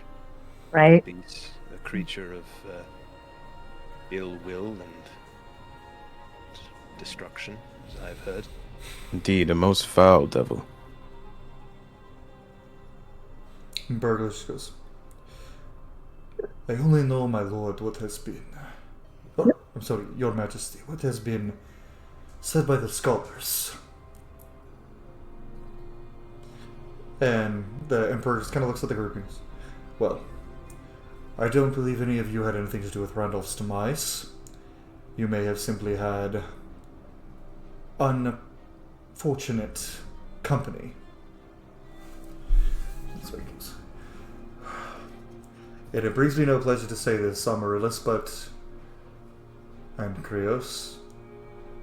The dragon that leads the vanguard of the Draconic forces, Rykon, the Emerald Flame, we have confirmed is the dragon who killed your wife. And Where's his whereabouts? Just north of your forest, massing an army of his Black Iron Knights and an army of Dragon Riders. None of which we have confirmation are part of your service, Ramses. But knights who swore an oath to Bahamut, we do not know if they are charmed or if they are doing it of their own free will. We only know that their leader rides a bronze storm dragon. Am I aware of any notable dragon riders who ride a bronze storm dragon? Give me, other than yourself, give me a history check. Well, I don't anymore. Thanks for bringing it up. Jesus, that's a 1. Oh no! Actually, a history check? Yeah. It's a 0. You do not know. No idea. Krios, you can give me a history check. You got it. As you would have studied this kind of thing. That also is give a history check. It's a 12. All you needed was a 10, and that's all Ramses needed too. But Let's go. you have heard legend of a powerful dragon, who was Bahamut's second strongest warrior for a while. A Eladrin dragon rider by the name of Draco Yavier. Ah! I kind of like that name, not gonna lie. I'm assuming there's a callback here. Yeah. Chris will just chime up of, yes, I've read in the text of a dragon rider, Draco. What was that last name? Yavier. Yavier. But that is all I know. He is, and with that name popping up, the Emperor, well, that's a little bit of a relief. Could have been worse. There is one rider we have been fortunate not to see riding against us. Hopefully he is still allied with people of the world, but that's for another day. If Draco is leading this army, he may need to be dealt with. Your job, and is what I think 2 of you will take readily, is to return to Silvaron, marshal your army, and defend. And we will supply you with our own troops as well. Will they be enough? Your army alone? After consulting the Tyros, not likely. But with our army helping? Yes, and Prince Korgul may have petitioned forces, but his mother may not be so willing as of now. Amaryllis will also look to Vivara and be like, your father's kingdom is not far. If you were to join us, would he part with soldiers? My father is a very stubborn man, so I know we've it's worth never a try. quite seen eye to eye. And then Grigo goes, "Ha! Short joke! Sorry." Cyrillus is just like playing with her curl and just like makes dead eye contact with the Emperor. And just goes, you know, Soraya was my best friend. She was the only reason I ever made it anywhere. So if the problem is a man, I think I've got it covered. She's been waiting for revenge on this fucking dragon for a very long time. Just like quietly just chilling in her grief forever. Despite my personal grievances, I give you leave to join your brother in this endeavor. Thank you. Virilis also petitioned to join you, but he must remain here. And Burgleys? General Burgleys will also be remaining here. His son Marcus will be joining your army, however. Not your squadron in particular. He has been, well, and he looks at Kristoff. Kristoff just, I have told my son to follow your commands and the commands of General Tyros, specifically. He will fight honorably for you. He is quite good at killing dragon riders and their dragons. And for what it's worth, if the princess would reach out to her father, Vivara, I don't expect it. But by perchance. Amaryllis, you are my old friend. You know I always am down to help you, so I will try. But I can't promise you anything.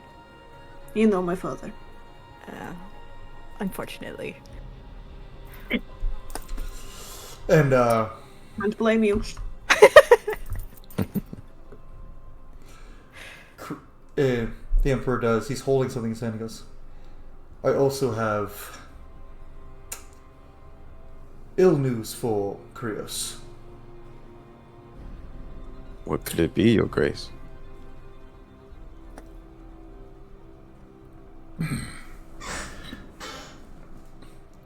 We found an item in our vault. Without any idea how it got there. But it bears your family crest. And he unfurls a little piece of cloth to show your mother's brooch.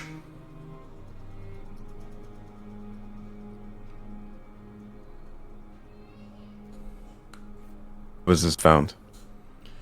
I'll have Marcus Burgleys escort you there. He can show you exactly where it was.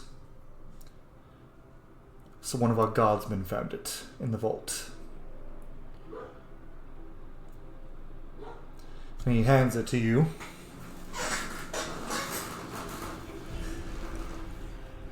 Your Grace, may I ask you a question? Of course. Earlier today, I was suspected of murder. My family crest and sigil put on the corpse of the dead Berkeley's son. Now you bring me the brooch of my mother. And ill news. My personal belief, Krios, is that the killing and the carving and the brooch are all meant as either threats or warnings directly to you.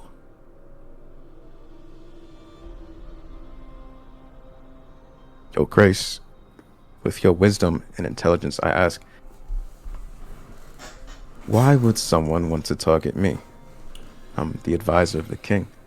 I'm not the king himself. I'm not the prince or the princess. It's an advisor. Well, we do know Prince Ratimix had a personal vendetta against you, don't we?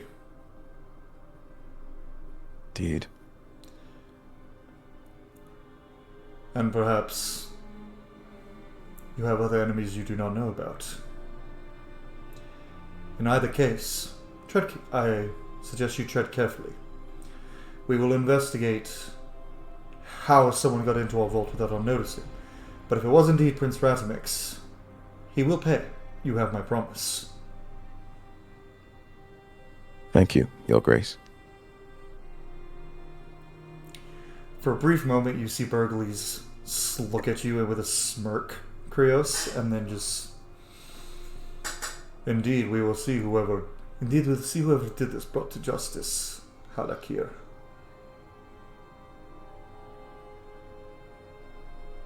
Chris will look at Burgley's stone cold stare. Just stone cold stare, looking him in his eyes. And he will say, yes, it would be a shame if more tragedy befell families, wouldn't it? Oh, indeed it would. We don't want any of that here. Then he stands up and he says, now the plan. You all will return to Savaran to coordinate defense efforts while I marshal armies here for an attack. We found that there's another ancient dragon building an army in the north. An ancient red flame dragon. And possibly even a storm dragon. We will also, when you return, you find that the need is great. The Emperor, even though I think it unwise, wishes to send emissaries to treat with other continents in request for aid, but I do not think it necessary. So you will be our judges of that. And then he just walks past.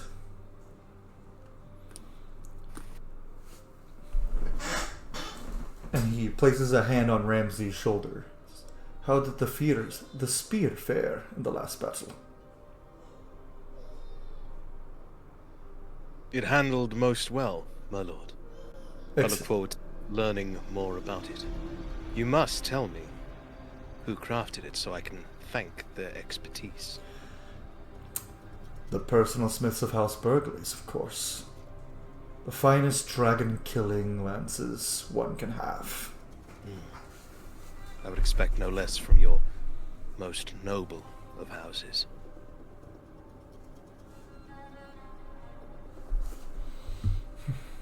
I think everybody can see that, like, Ramsay, like, one of Ramsay's hand is on the table and it's like full white knuckle fist. Just like sitting there. Burgley's leaves, and the Emperor just... Well, if there's nothing else, you're all dismissed. If I could have a moment, Cyrillus.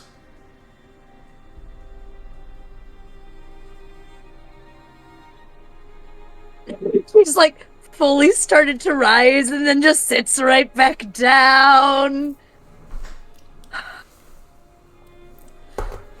And then, as everyone else... Just kind of waves at everybody as they all shuffle out. Grigor does nudge Vavar and he goes, I do have a way to contact your father via magic means, if you want the quicker route of it.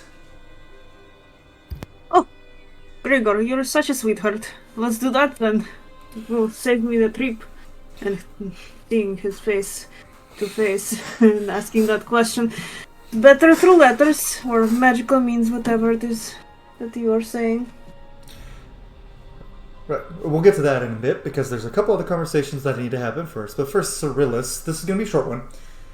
The Emperor stands up and he walks over and he sits next to you, and he just places his hand on your shoulder and goes, "I am truly sorry about Ulroth. And even though he won't tell you, so is your brother." She just kind of like leans into the familial touch because they've been close for literal centuries. He goes, "And I apologize for my mother. You know she can be, well, frankly, a bitch sometimes." Your mother's the worst. She just starts giggling.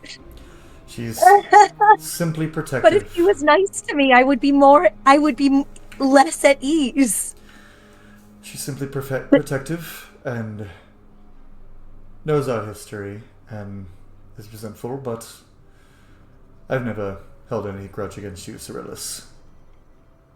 I know. Nor are you. I'm sorry I've been so antagonistic throughout this process. She just sighs. It's been a lot. Virilus has been a lot. He wasn't always like this. He used to be nice. It was an abrupt change. Overnight, he went from defending your brother to cursing his name. But grief can do that to a man. Grief can do a lot of things when left untended. I know. I feel like that's part of why my mother is so harsh. My father died so unexpectedly, and I was emperor at a young age.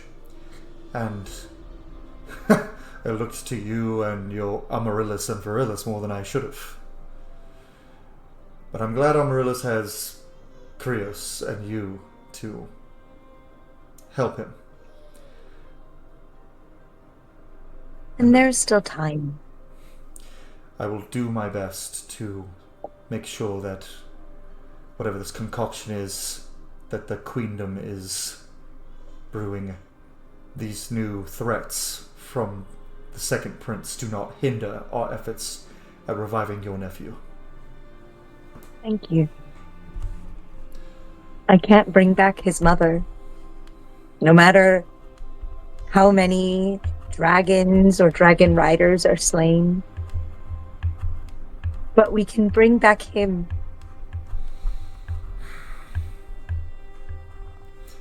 And take revenge.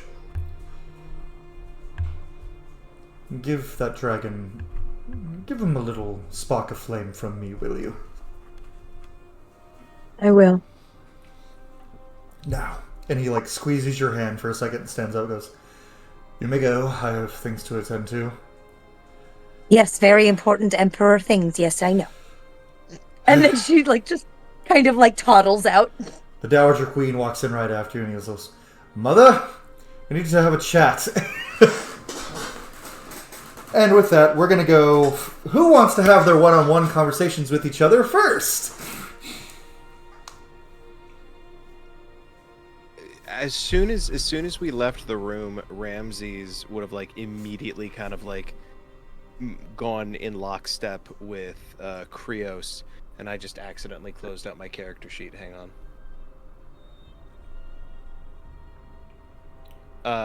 Yeah, and would have quietly been, "May I have a quick word, Lord Krios?"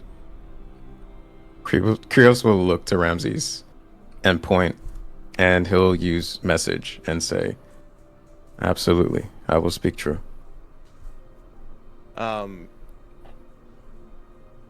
It seems as though both of us share a considerable distaste for Lord Burghley's. Am I correct in that assumption? You would be quite correct in that assumption. It is no secret what his family's orders have done to me personally, but more than that, the presence here apparently brings more and more uncertainty into the mix, which is why I would greatly appreciate it if someone as knowledgeable in magic as yourself would assess the spear that they have given me. So Ramses, you have my word. I will look at this spear. And Krios is like, from the interaction with the Emperor and the Burgleys, is pissed, but not radiating like a fire. You feel like cold standing next to him. Like he is livid. Like truly, truly livid. I think you can very easily tell, like, whenever Ramses is in the same room as a Burgleys, he goes from like his general like I'm grumpy in this moment to I am actively trying to not beat the shit out of someone. And thank you, Lord Krios. And should the moment ever come that our suspicions or concerns of the Burgleys should hold weight or come to fruition, then know that you have an ally in myself. Krios will like nod his head and still like through the message will say, I appreciate that, Ramses. You carry yourself with a great deal of honor. It's an honor to fight beside you. And likewise, you'll have an ally in me. I would like to know more about you, of course. It is scandalous times, shall we say. Indeed. But I will speak true if you talk to me. The honor is shared, my lord. I am thankful that I was but a young boy during the war. I fear that should you and I have met on the field of battle, then I do not think my fathers would have taken to a childless life very well. Krios will like smirk a little bit and say, I hope you hold no animosity for anything you may have heard of me in the war, but the war is no. over. Understood and agreed. We move on. We should. From most things. And we'll... Yeah, Krios will walk towards Amaryllis. This is just Krios going around camp in Baldur's Gate 3 and talking to all the party members. Yeah, exactly. Amaryllis has an exclamation point.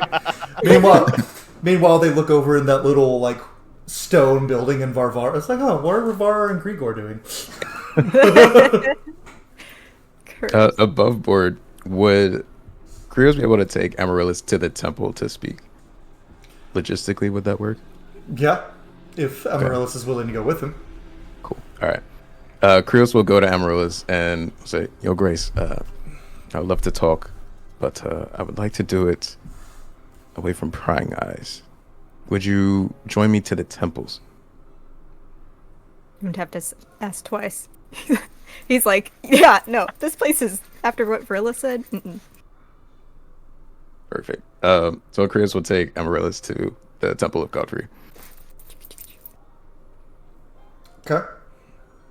Yo, Grace, I have information that I should share with you. It's been an enlightening day. Go on. Indeed. Well, the Burgleys is where I shall start. He makes a face immediately when you say the name, just like, "Gah, these people." Krios are like acknowledging that distaste and like will nod his head saying, yes, indeed. You see, my family sigil was not originally on Christoph, on the sun. It was placed there before my eyes, but not by my doing. General Burgleys is the one who carved it. This lines up with what my brother has told me earlier. Indeed. Seems, he's an agent of Tyrex. Oh, that makes so much more sense. Yes.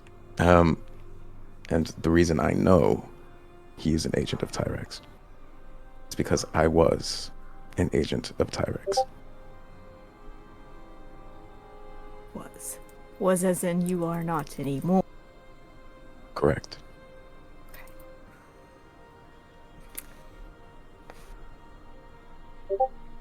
I'm sorry I kept this secret from you. But I understand. No. I took the pact during the war. When things got hard and very difficult. And we had to make a impossible choice. And so my choice was to take power from an archdevil. Been trying to right that wrong, and it's led to a couple of things here. And I fear it has now involved my family. And he will like pull out his mom's brooch and we'll look at that and will like clutch it in his hand like really tightly and try to put it back in his pocket. We'll look up to... Sorry, go ahead. He's gonna say, it seems both our families are a little too close to the Burgleys right now. Indeed, we could do for some separation, I think.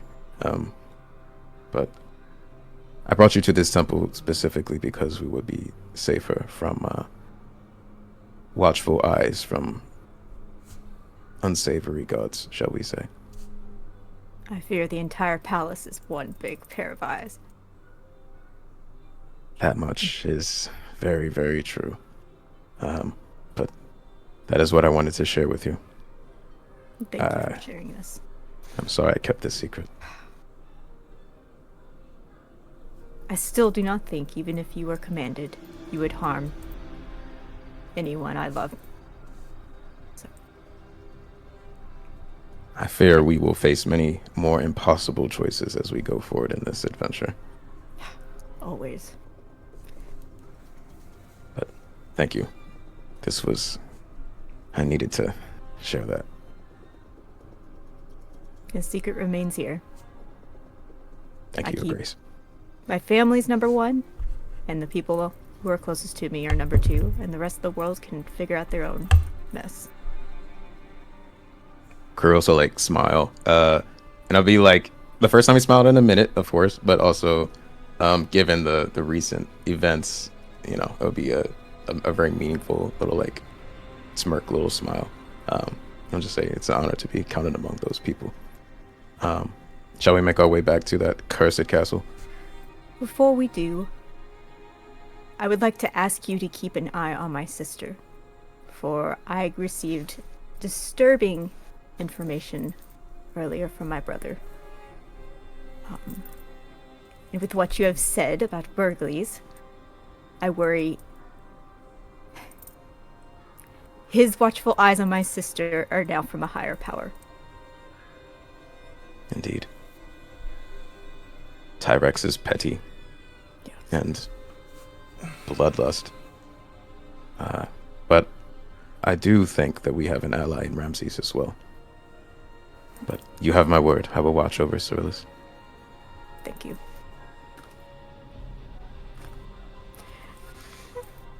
I just love this party so much. Yay!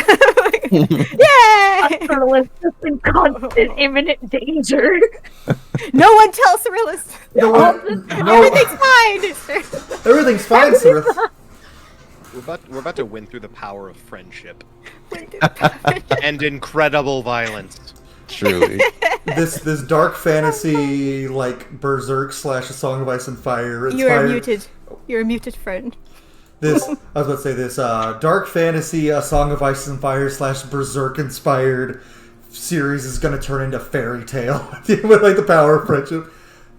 This is My Little Pony on the most violent steroid. You just hear the fairy tale bagpipes kicking the and it's just Krios with his hand in the air.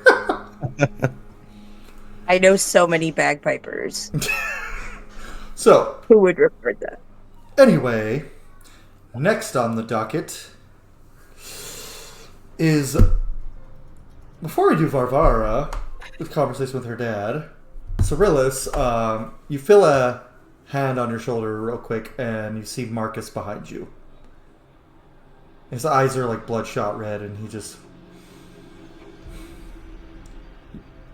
will be The hill will be traveling together. Hey, buddy. Yeah. When was the last time you got any rest? I can sleep when my brother is avenged. Marcus, we both know that that's not how that works. Don't we? And she, like, gets up under, like, because she's very short. But, like, it's very close, so she's looking right up at him.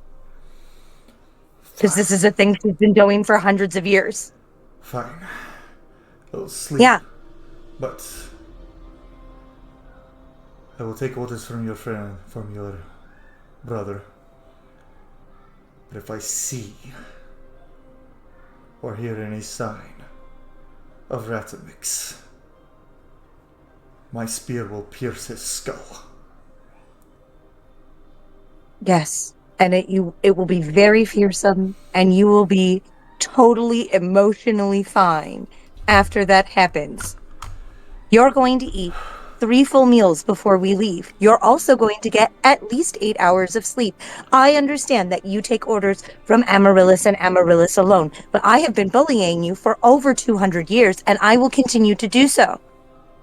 So, I love you, and I know that you loved your brother. But nothing will be helped if you collapse of exhaustion or hunger or dehydration. So go get a healing drought from the healers and do what you gotta do. And I will see you there. And she just kind of like pats him on top of the head. It's like... Yeah, it's very... He's like 6'3", so it's like... He just... She's gonna like look at him. She's gonna like reach up and look at him as if she's expecting him to put his head in her hand. Because they've been doing this for hundreds of years. He just looks down at you and he was the only one who didn't expect me to be just like father.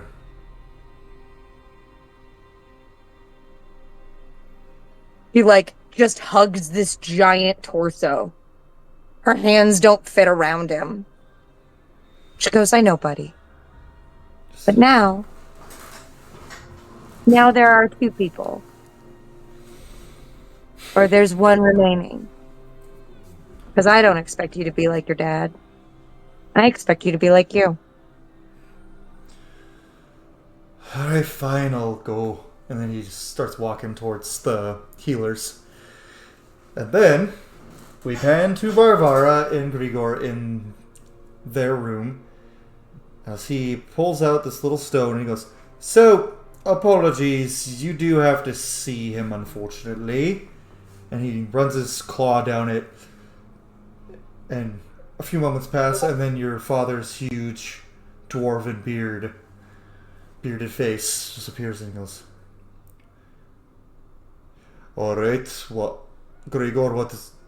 Varvara. You have anything to report?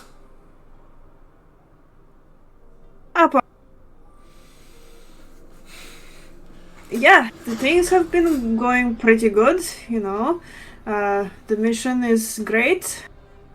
But we do have a thing to ask of you, if you would permit. And what does the Royal Emperor want from me? Well, we are supposed to be heading to Silveron, and we might need a few extra people just to, you know, in case we need some help. It seems like the mission's gonna be pretty tough. Oh, and so you decided really use. You've decided to ask for sending the maid this time instead of just doing it. Whatever do you mean? I know, Barbara. I know everything you did. And I'm going to reprimand you when you return. But for now, it seems our interests align. So I'm going to give you, or give Amaryllis, I should say, 2,000 dwarfs.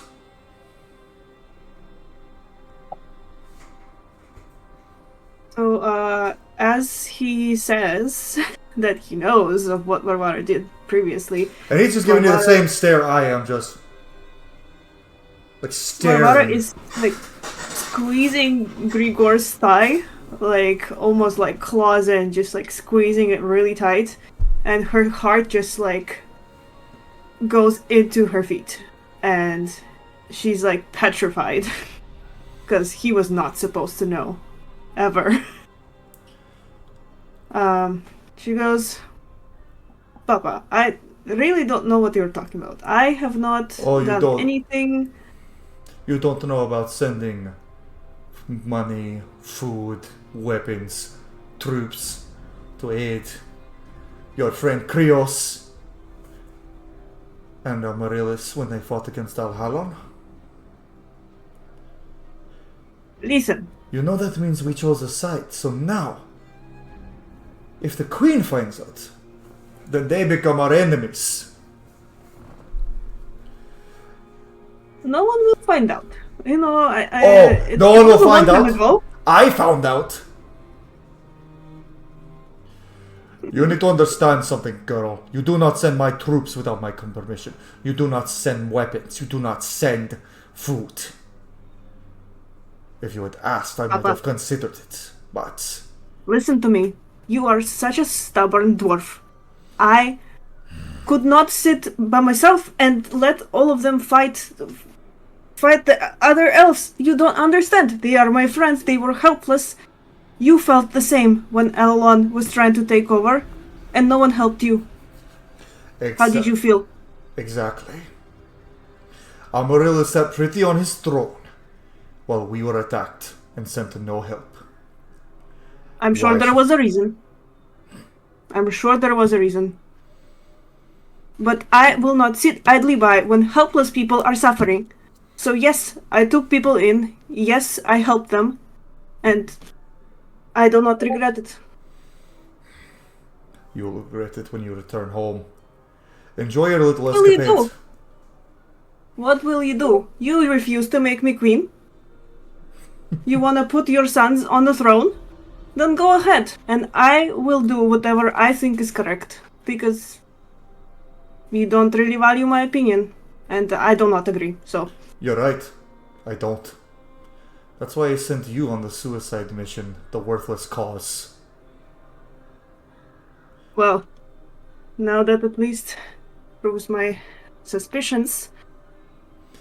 If you return home, maybe I'll reconsider my opinions of you. Or maybe not, depending on the manner of your return. That was a great talk, Papa. I am glad at least now you will help some helpless souls and send some dwarves. But maybe you should reevaluate yourself and think about what your people think of you as well. Because they did help me. He turns away from me. He turns away from you, Grigor. Make sure she doesn't do anything outside the best interest of Horkoth. Grigor nods slightly, and then the call just ends, and then Grigor just goes, I am not going to be telling you what to do anytime soon. You better not be, Grigor.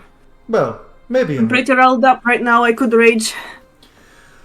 Well, and he pours you each a glass. Perhaps we could find a better use for that aggression. Yes, indeed. And Warwar is gonna pick up the shot, down it, and she's gonna go, well, I guess it's time to continue where we left off last time we were... We're gonna fade to black after a certain point, but the one thing he will do is he's gonna take both your hands and pin them above your head and go, just so you know, my lady, I do have dragon's blood. Things will get a bit wild. And then we're gonna fade to black.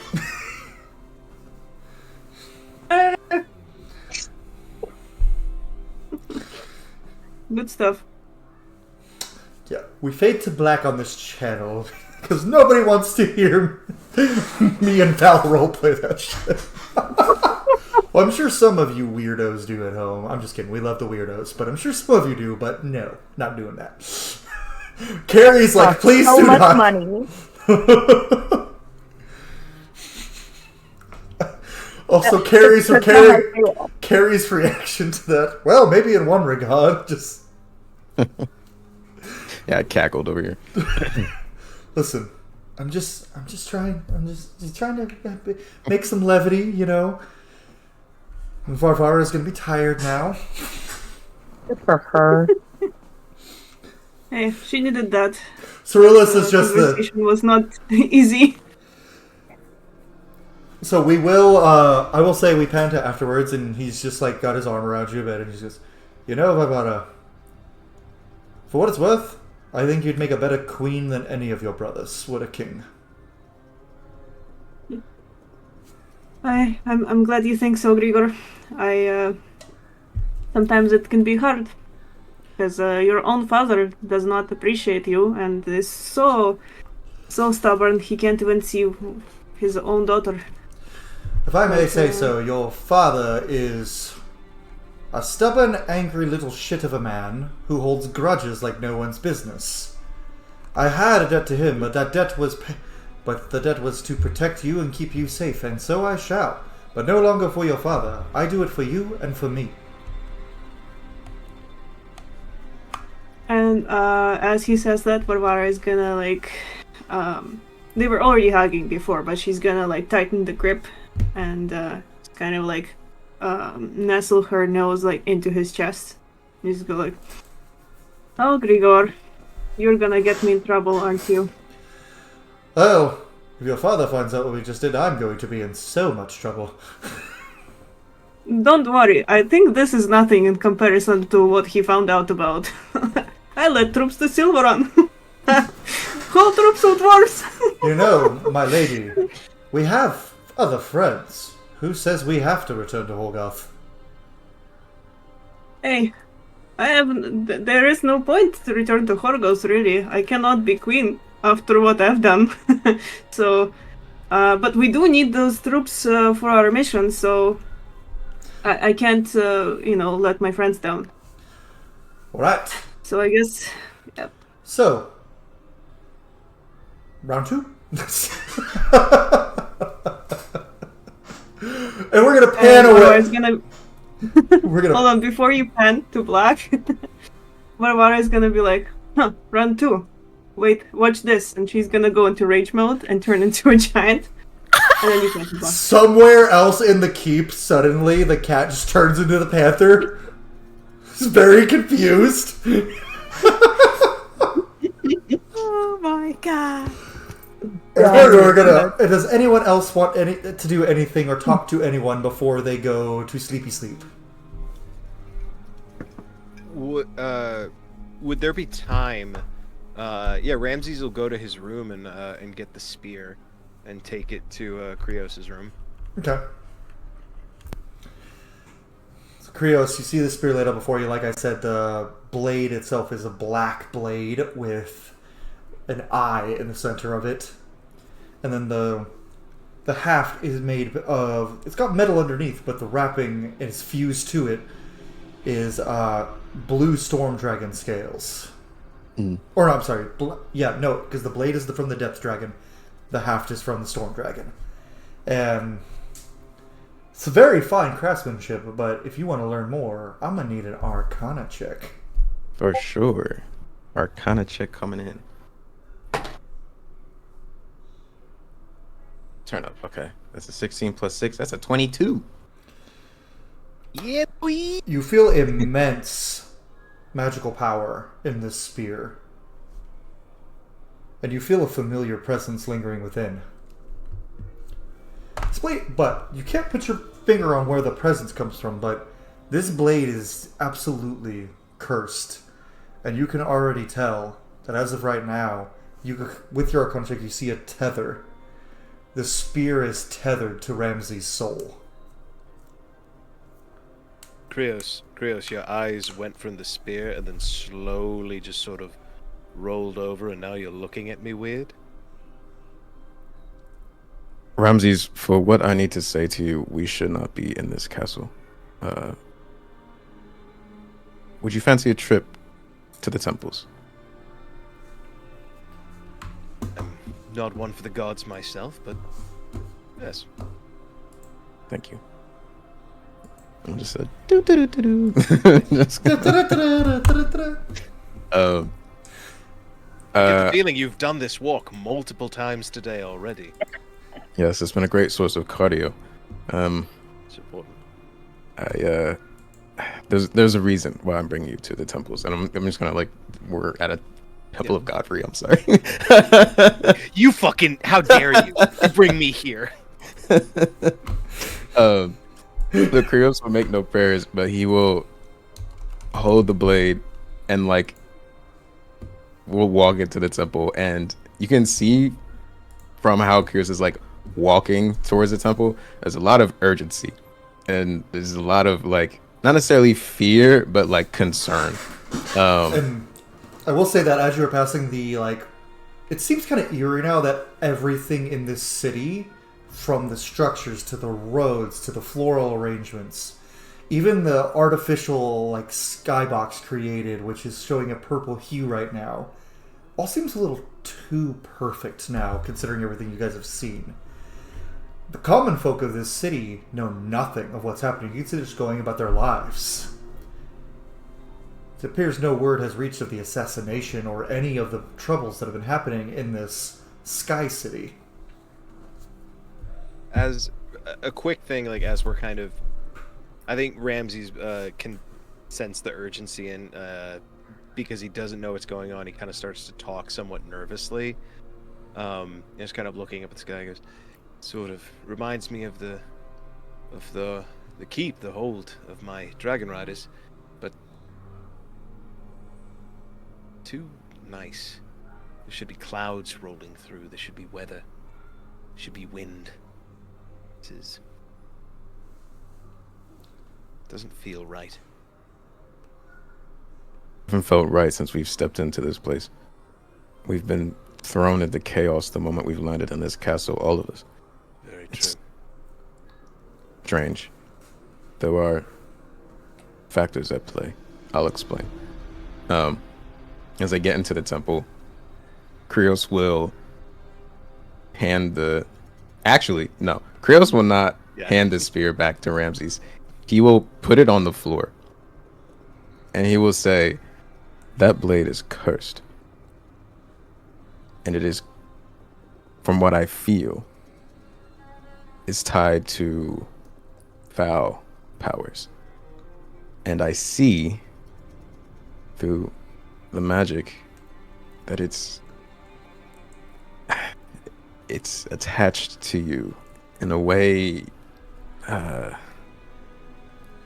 perhaps to your soul.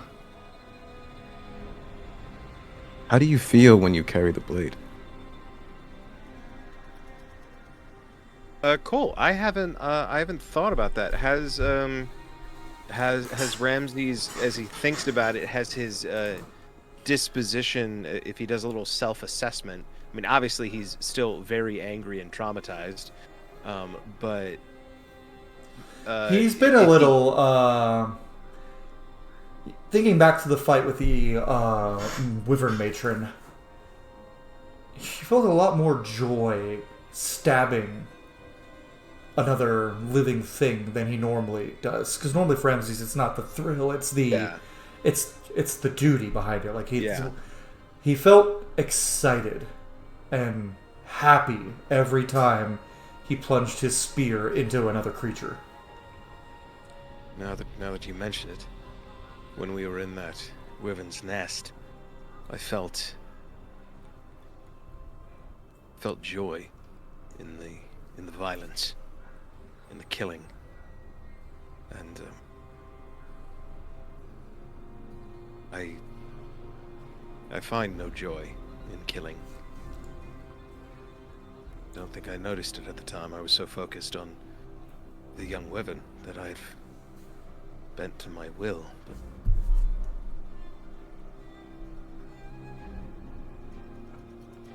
that is unsettling. Indeed. I feel similarly when I fight. I don't enjoy killing.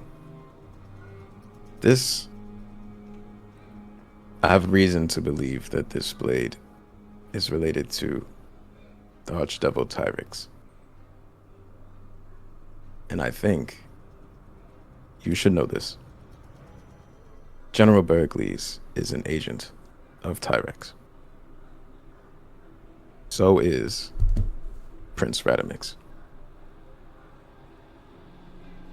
That... You must be mistaken, Krios. The prince would not... Lord Bergles, I think that tracks with his behavior and his family, but the prince would not align himself with a devil of that nature. Krios will pull out his mother's brooch, and he will say, I can understand if you are hesitant to believe me. These are wild accusations. I have no clear evidence to share with you. And though I would so gladly like to see General Bergles suffer and burn, I have to keep a cool head, because not keeping a cool head has got me in trouble, shall we say. So, I want you to know this, and I'm telling you this, because like you've seen in that castle, we are all in grave danger.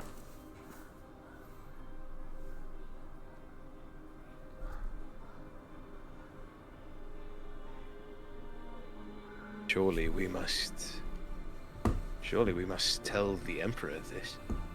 He must know that his general is in league with the thing. Gods, does that mean that Bergles orchestrated the death of his son? I cannot say. But what I will say is that I watched him carve my family sigil into the corpse of his own child.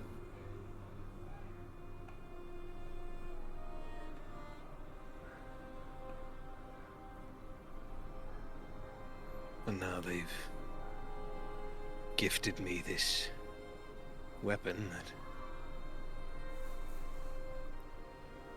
attached itself to my soul, you say? Indeed. It was not enough for them to kill my dragon, apparently. They must...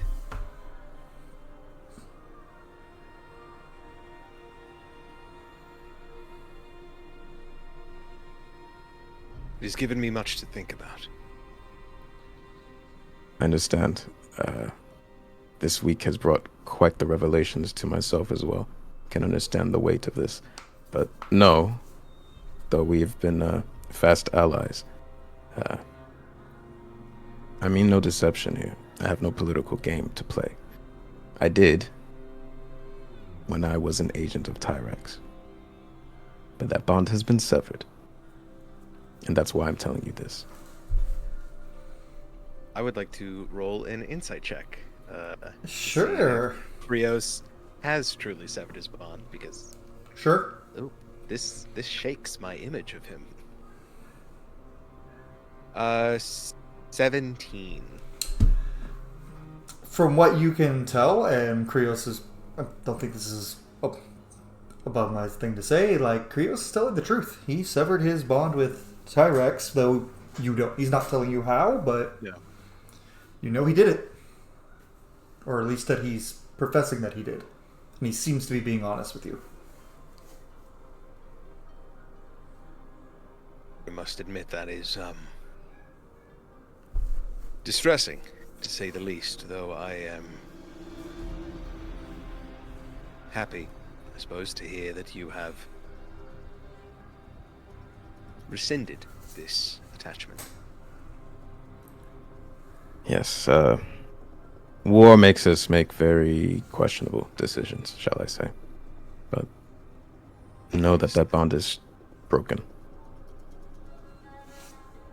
I understand. We seem to make strange bedfellows in times as this. Indeed.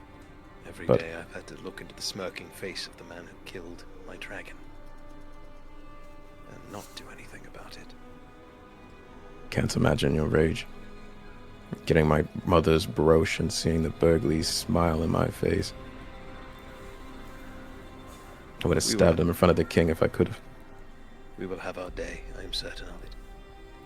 In the Indeed, meantime, is there anything your magic can do to remove this curse?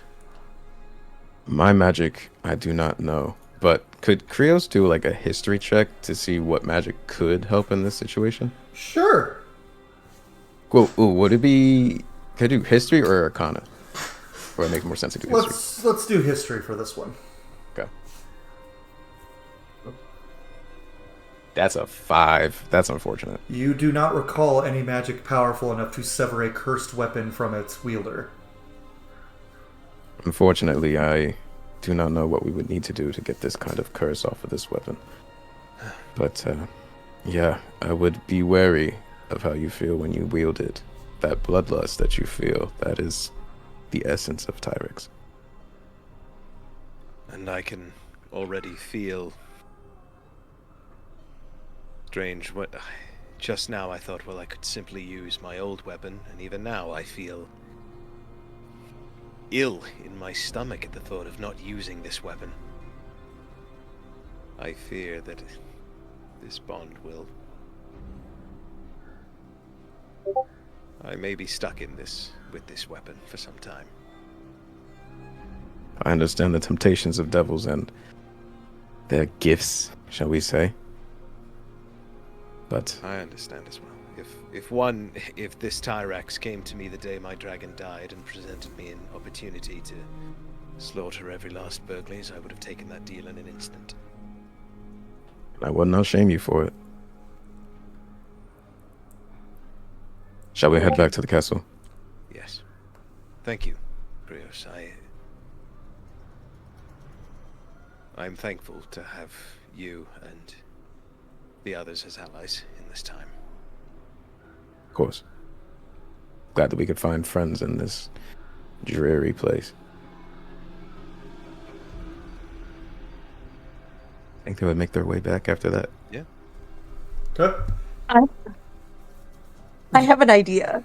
Okay. So Cyrillus is obviously going to go to her oldest brother and suggest that they go chat at their house, right? The manor that they've been living in on and off since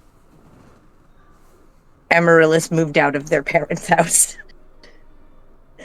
I would love for her to like have her older brother by the hand, and they're leaving as Krios and Ramses are arriving.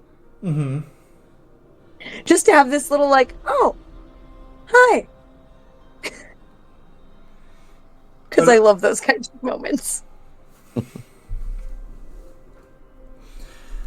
Ramses would do a little bow. Goes with bow as well. Go, Amaryllis, Your Grace. You two get some rest. I, unfortunately, Your Grace, have many days of work ahead of me with this young wyvern that needs training. Yeah, he just says nothing. He's just like, And there's probably like, I don't know, in this city, in this sky city, are there like stables and like people who specialize? Yeah, so most major cities have had to at least have some kind of flying cavalry because of reasons. So there are stables for like mostly in this city, Pegasi and hippogriffs, but that's where his wyvern is in the stables. Okay. In her own pen, very far away from the unicorns or the Pegasi and the hippogriffs. Ramses is very conscious of the inherent risk of this. So he's taken steps to ensure that the wyvern she won't pose a threat to the other. He's very aware he's a guest in someone else's house. Oh, bless. And like Cyrillus is just constantly trying to make everyone feel at home as much as she possibly can. So she's gonna be like, I don't know if she has a favorite treat, but if one presents itself, go ahead and open a tab at the stables on me. Ramses would do a very courtly bow and say, "You have my many thanks. I have found your hospitality to be unmatched, and I feel very welcomed here. And I can only assume I have you to thank for that." She gets all kerfuffled because this is her city and she loves it so much and she just wants everybody to feel at home here. And then And Grigor feel very at home. Yeah, Grigor and Varvara Good. are making Good. themselves very Good. at home. yeah. Yeah. And then Cyrillus will be like, all right, well, we'll be at the house. Grios, you know where the house is, right? I do. She just assumes Amaryllis has told him. I don't mean to intrude. And he'll like nod to Ramses and say, like, it was a pleasure speaking with you. Do you mind if I walk with you two? She's just gonna like look at him, look at her brother, Amaryllis look back is like, and go, he okay. doesn't know of the house, so he just goes, and if you said okay, he's just like, all right. All right. At this point. But what else can happen today? Oh, Because the walk is the house is like a short jaunt from the palace, but has spells that have been layered by Amaryllis and Cyrillus for centuries. little safe haven. Yeah. Everybody needs somewhere private. She's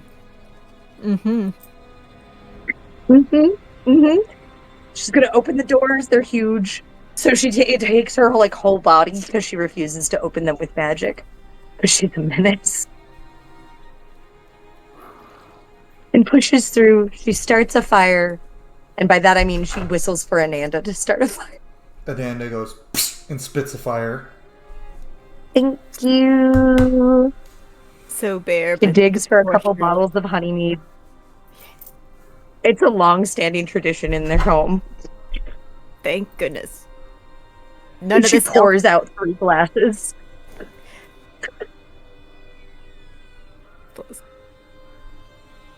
Okay. Now, what do you all want to talk about?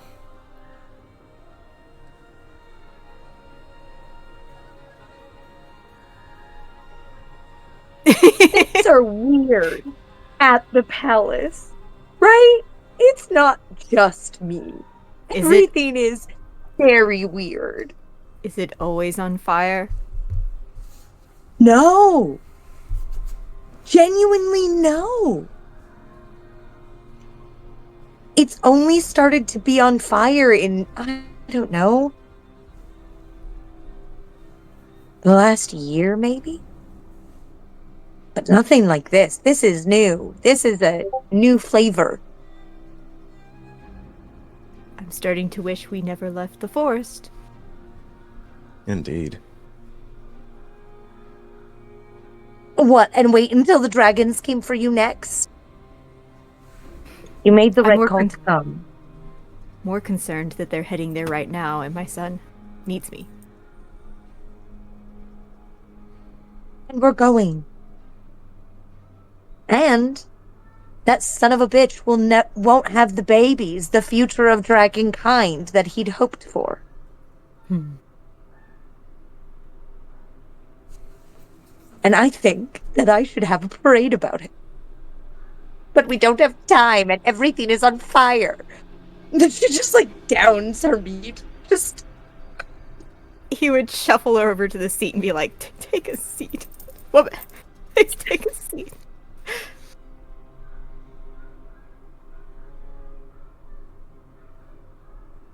Amaryllis is definitely watching Krios too, because it's like, this is where he grew up. He's got a portrait on the wall, you know, of him, his wife, and his son, and like there's little trinkets and stuff that just like did not go with him to Silveron, but this is it's like Krios is definitely they've been meticulously kept by his baby sister. Krios is definitely like half paying attention and like also like soaking in like, oh, this is Amaryllis's home. Like this is what made the king in front of him. He's like kind of listening to the sibling banter, but he is also like, wow, this is interesting.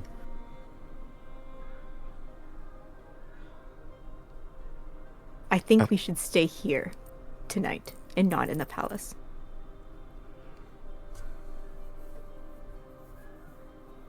She's gonna slam down her empty glass and go, you know, when I was having my extra chat with the Emperor where he was assuring me that he was in fact very sorry about everything, bless him, sweet man, just apologizes every time we talk, I swear. And she's just gonna like push her glass towards her brother in this silent request to refill it. And then pull it back. He was talking about how Virilis wasn't always like this. And he wasn't. But you were gone. And then for years it was, we were on the same page, and then very suddenly we very weren't. I said before, and I'll say it again, just give him time. As for now, we will just ignore him. I can do that easy enough.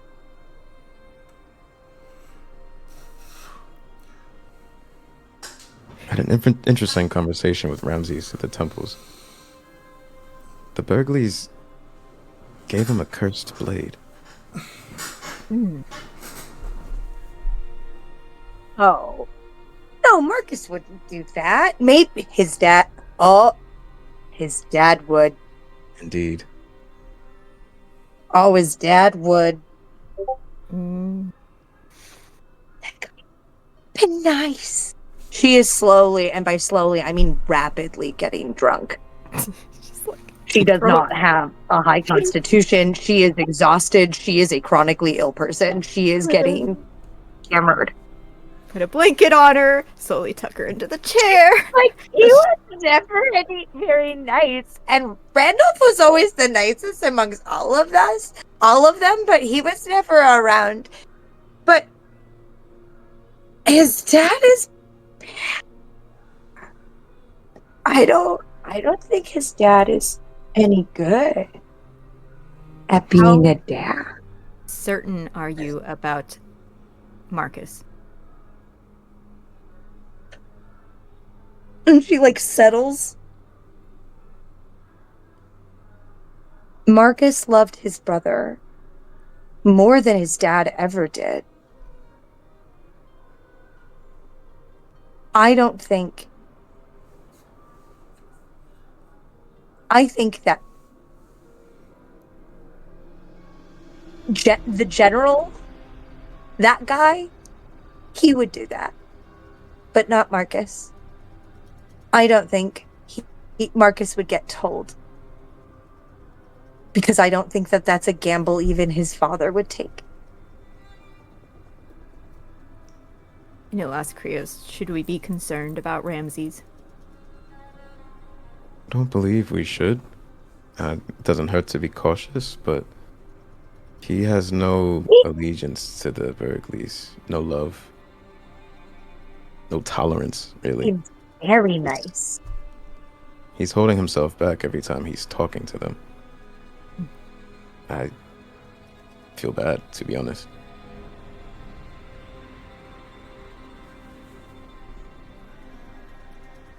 So it's just the weapon. Just the weapon. He does say that it gives him a bloodlust when he uses it, a joy that comes with killing, a joy that he's not familiar with. I don't know if Amaryllis would have history on anything like this. Roll. I mean, Cyrillus You could roll. is a practicing bard. Like, I don't know. History's not my highest it's pretty well. You can roll. You can roll has history. Kept her brother's library stocked. Let's see. Yeah, I've got a wicked history. It's a 22. Oh, hell yeah. There are ways to. Yeah, 24. There are ways to remove a curse from a weapon entirely, or remove the connection between a cursed weapon and the owner. That's the easier way. Removing the curse entirely would basically require a cleric or wizard of a much higher skill than anyone you guys know. But removing the blade's connection might be possible. There is in the Empire, not necessarily in the capital, there is a wizard academy, a school of sorceries, one would say. And there is a very powerful archmage who rules over that place. And he might be able to do something about this. You don't know his name per se, but you do know that his academy is not very far off. And if you, after of course defending your home, might be worth looking into.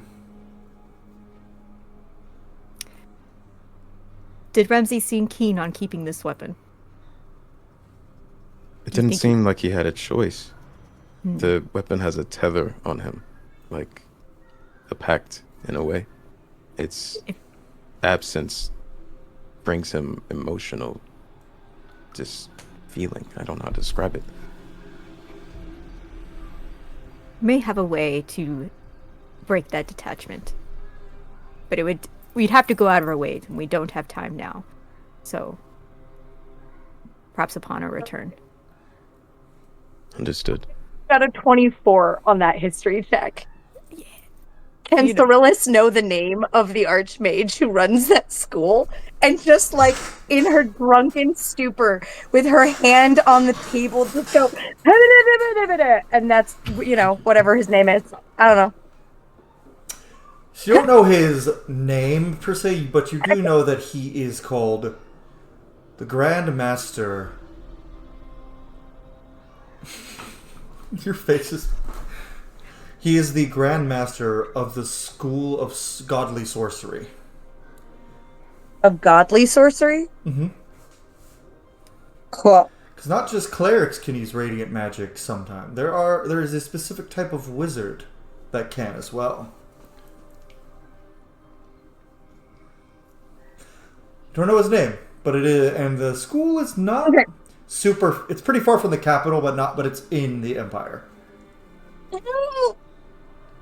The Grand Master of the School of Godly Sorceries. He'll know. He'll know how to do it. Yeah. He'll help your friend. Yeah, let's do it. On the way home. Perfect. Why don't you close your eyes now and just, you're safe. Just falls asleep in the big comfy chair.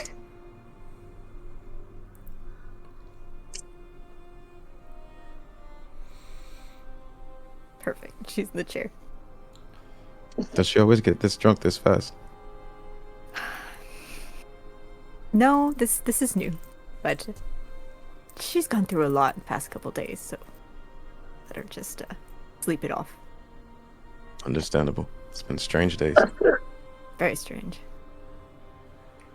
We have a guest bedroom here as well. You're welcome to stay, unless you'll need it at the palace, but I would feel safer if you stayed. I appreciate the offer. I will stay. Just imagine there's a guest bedroom, so we're making this up as we go. Theater of the Mind. It's a huge manor. I'm sure there are multiple guest rooms. It is a very large mansion because it is the mansion of the prime ministers of the Empire, which would have been Amaryllis's if his son had, turned into a very convincing statue very quickly.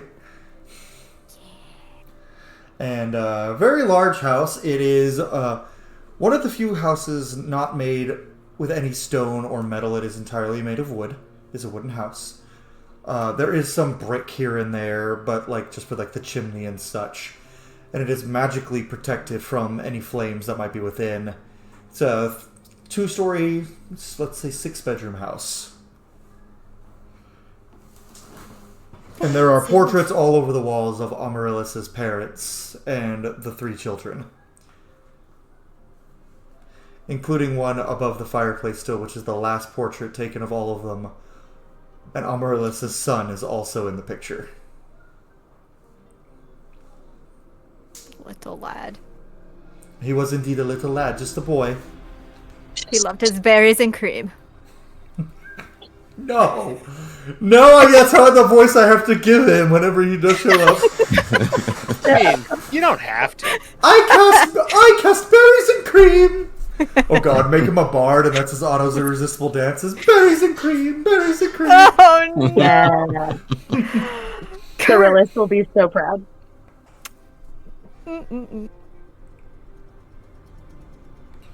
But anyway, is that all you guys have for before long rest?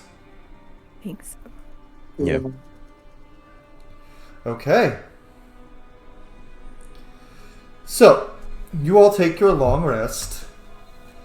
And we're gonna give Krios a point of inspiration for his roleplay this session. We're going to give Cyrillus a point of inspiration for the song.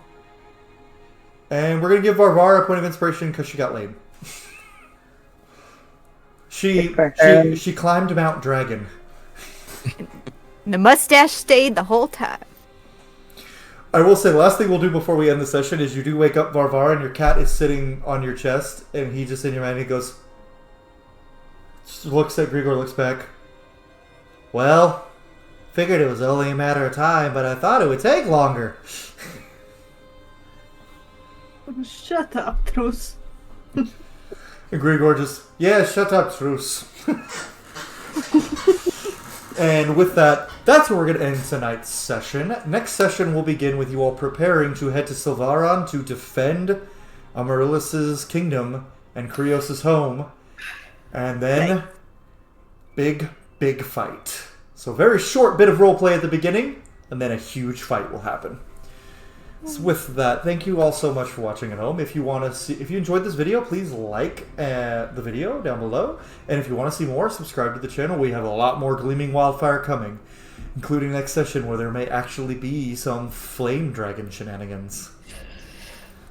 So with that being said, we'll see you guys next time.